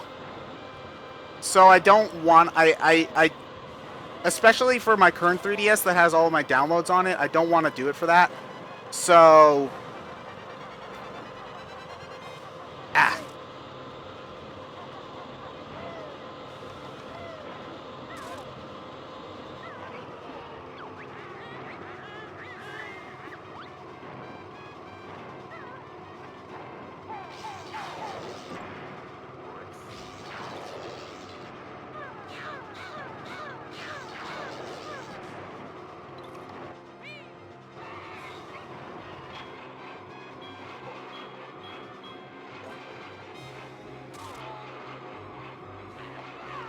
Come on, get in there! No!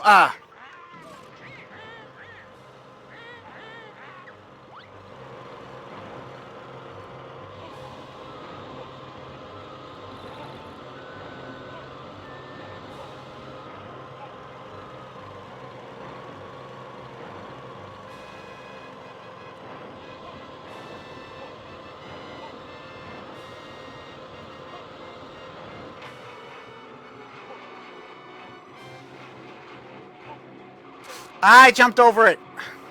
Okay, get in there. No, you jerk! Oh god, we're gonna die again. Oh god, I don't want to die again. Oh my god. Please don't. Please let me live. Oh, God, no. Please, no. No! Ah, damn it, damn it, damn it, damn it. Mega Master, you use multi-hitting attacks, and for Metal Kings, moves with a crit chance are great. We were doing well that time, too.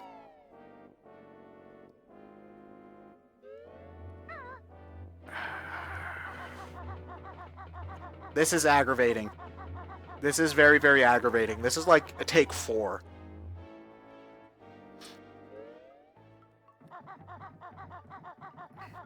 You've probably spent more time on Hag 1 than on Canary Mary. Metal Slash is actually... I disagree. Metal Slash is actually a waste of time. If you're going... Unless if you're going for, like, standard metal slimes. You're better off doing stuff like multi-thrust with spears. And Thunder Thrust, particularly, for a crit chance. Especially since you can get Liquid Metal Swords so easily in Dragon Quest VIII. And Liquid Metal Swords always do guaranteed 2 damage against metals anyway. Do not bother with Metal Slash. It is not nearly as... You can't kill a Metal Slime with Metal Slash.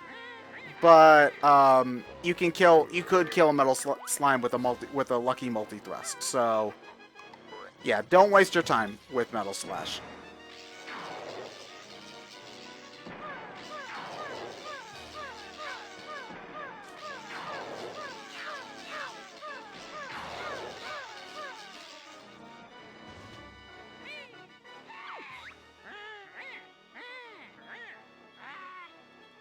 I'm not trying to rush, Mega.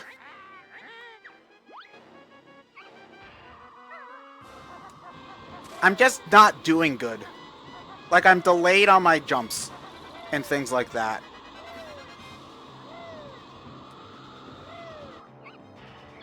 How many buttons does it... 1, 2, 3, 4, 5, 6, 7, 8, 9, 10.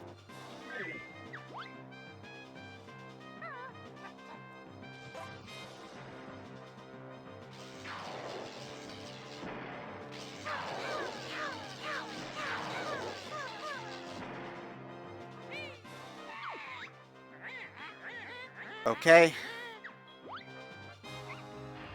Okay, now for cannons. I never used to have trouble with cannons, and now they're getting me all the time. Like, these are probably her easiest attack to dodge. What was the name of my excellent and entertaining quiz?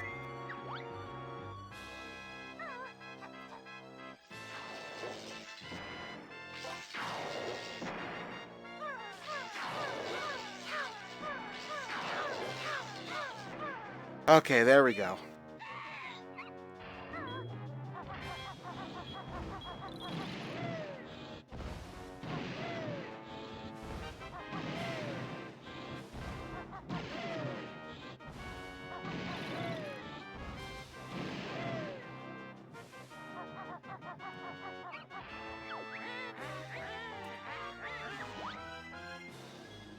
Well, no, Mumbo was technically winning.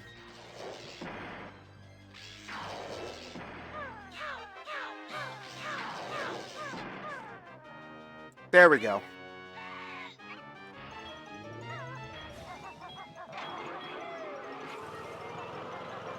The cannons don't usually give me trouble. It's usually the lasers that give me in it that kind of screw me over, because I'm bad at jumping over them.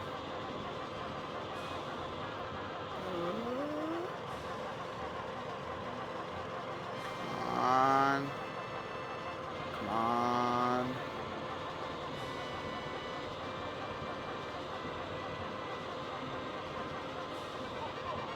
Okay. What color Jinjo was on the... It was purple.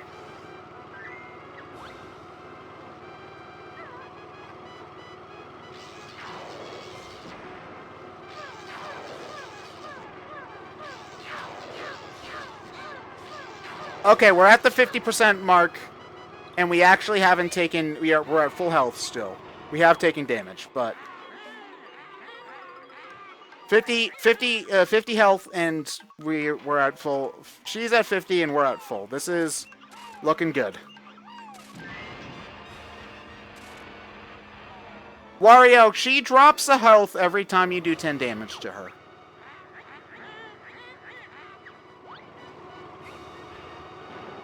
Oh yeah, that's fair. Spawn me right on top of the laser, why don't you? Dip, dip, dip, dip, dip, dip, dip, dip.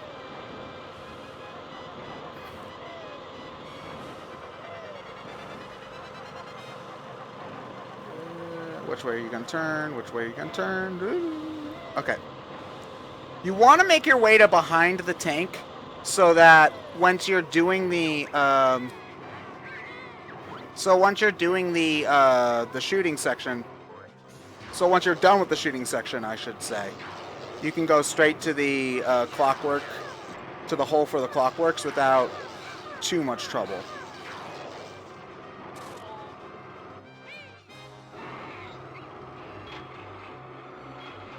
I jumped! Ah!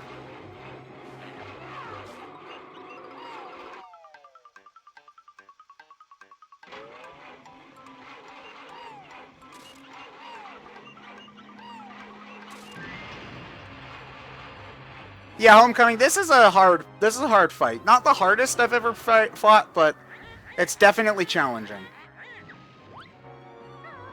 Okay. Okay, time to pick up this.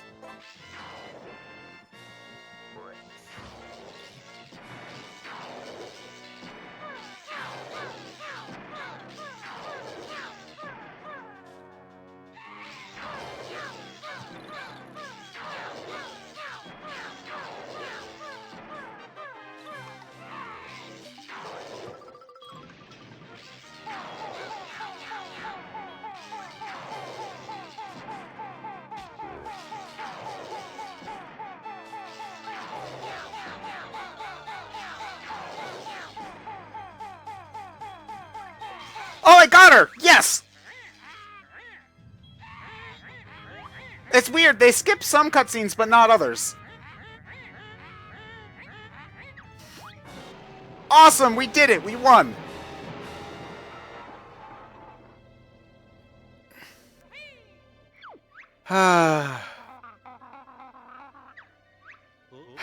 There we go. We finally beat it. We finally won. I love this game. This game is fantastic. Oh, man, I'm just glad to be... the party's over by the time we get there. Well, that'll happen when, you know, you die 4 times.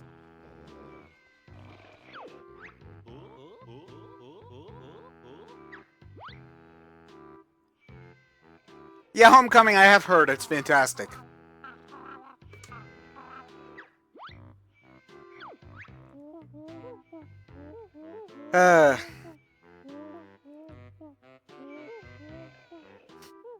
Oh yeah, Congo turned good, for the record. Yeah, yeah, Gabs, it did.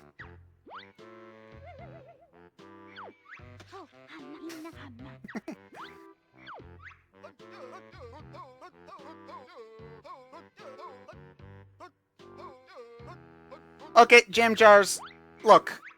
Sometimes you just die 4 times to the final boss, okay? It just happens occasionally.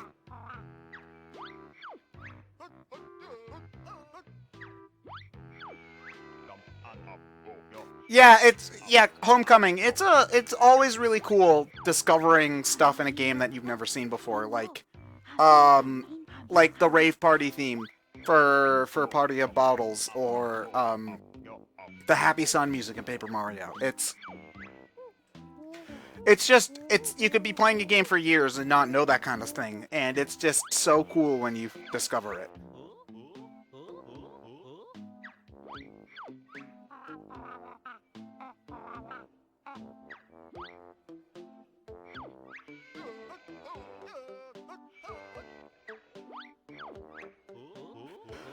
This is just such a... I always get a great sense of satisfaction out of playing this game. This is always going to be one of my favorites. I'm going to go back to it I know I'm going to go back to it over and over again. It's just so much fun. like every couple of years, like every 2 or so years. Well, I mean, I did it over a little bit of a longer period this time because I was streaming, but every couple of years I just marathon this game over a weekend, and I have so much fun every time I do it.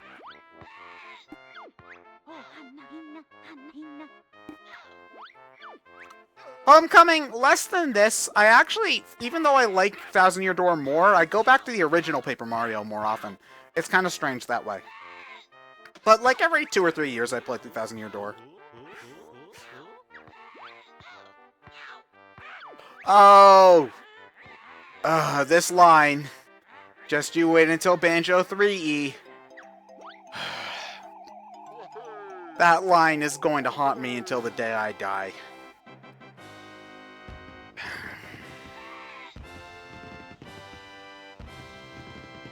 The end. Oh, they don't play the credits. I thought that they did. Okay, never mind. Anyway, yeah. This was just such a fun time. I loved playing this game.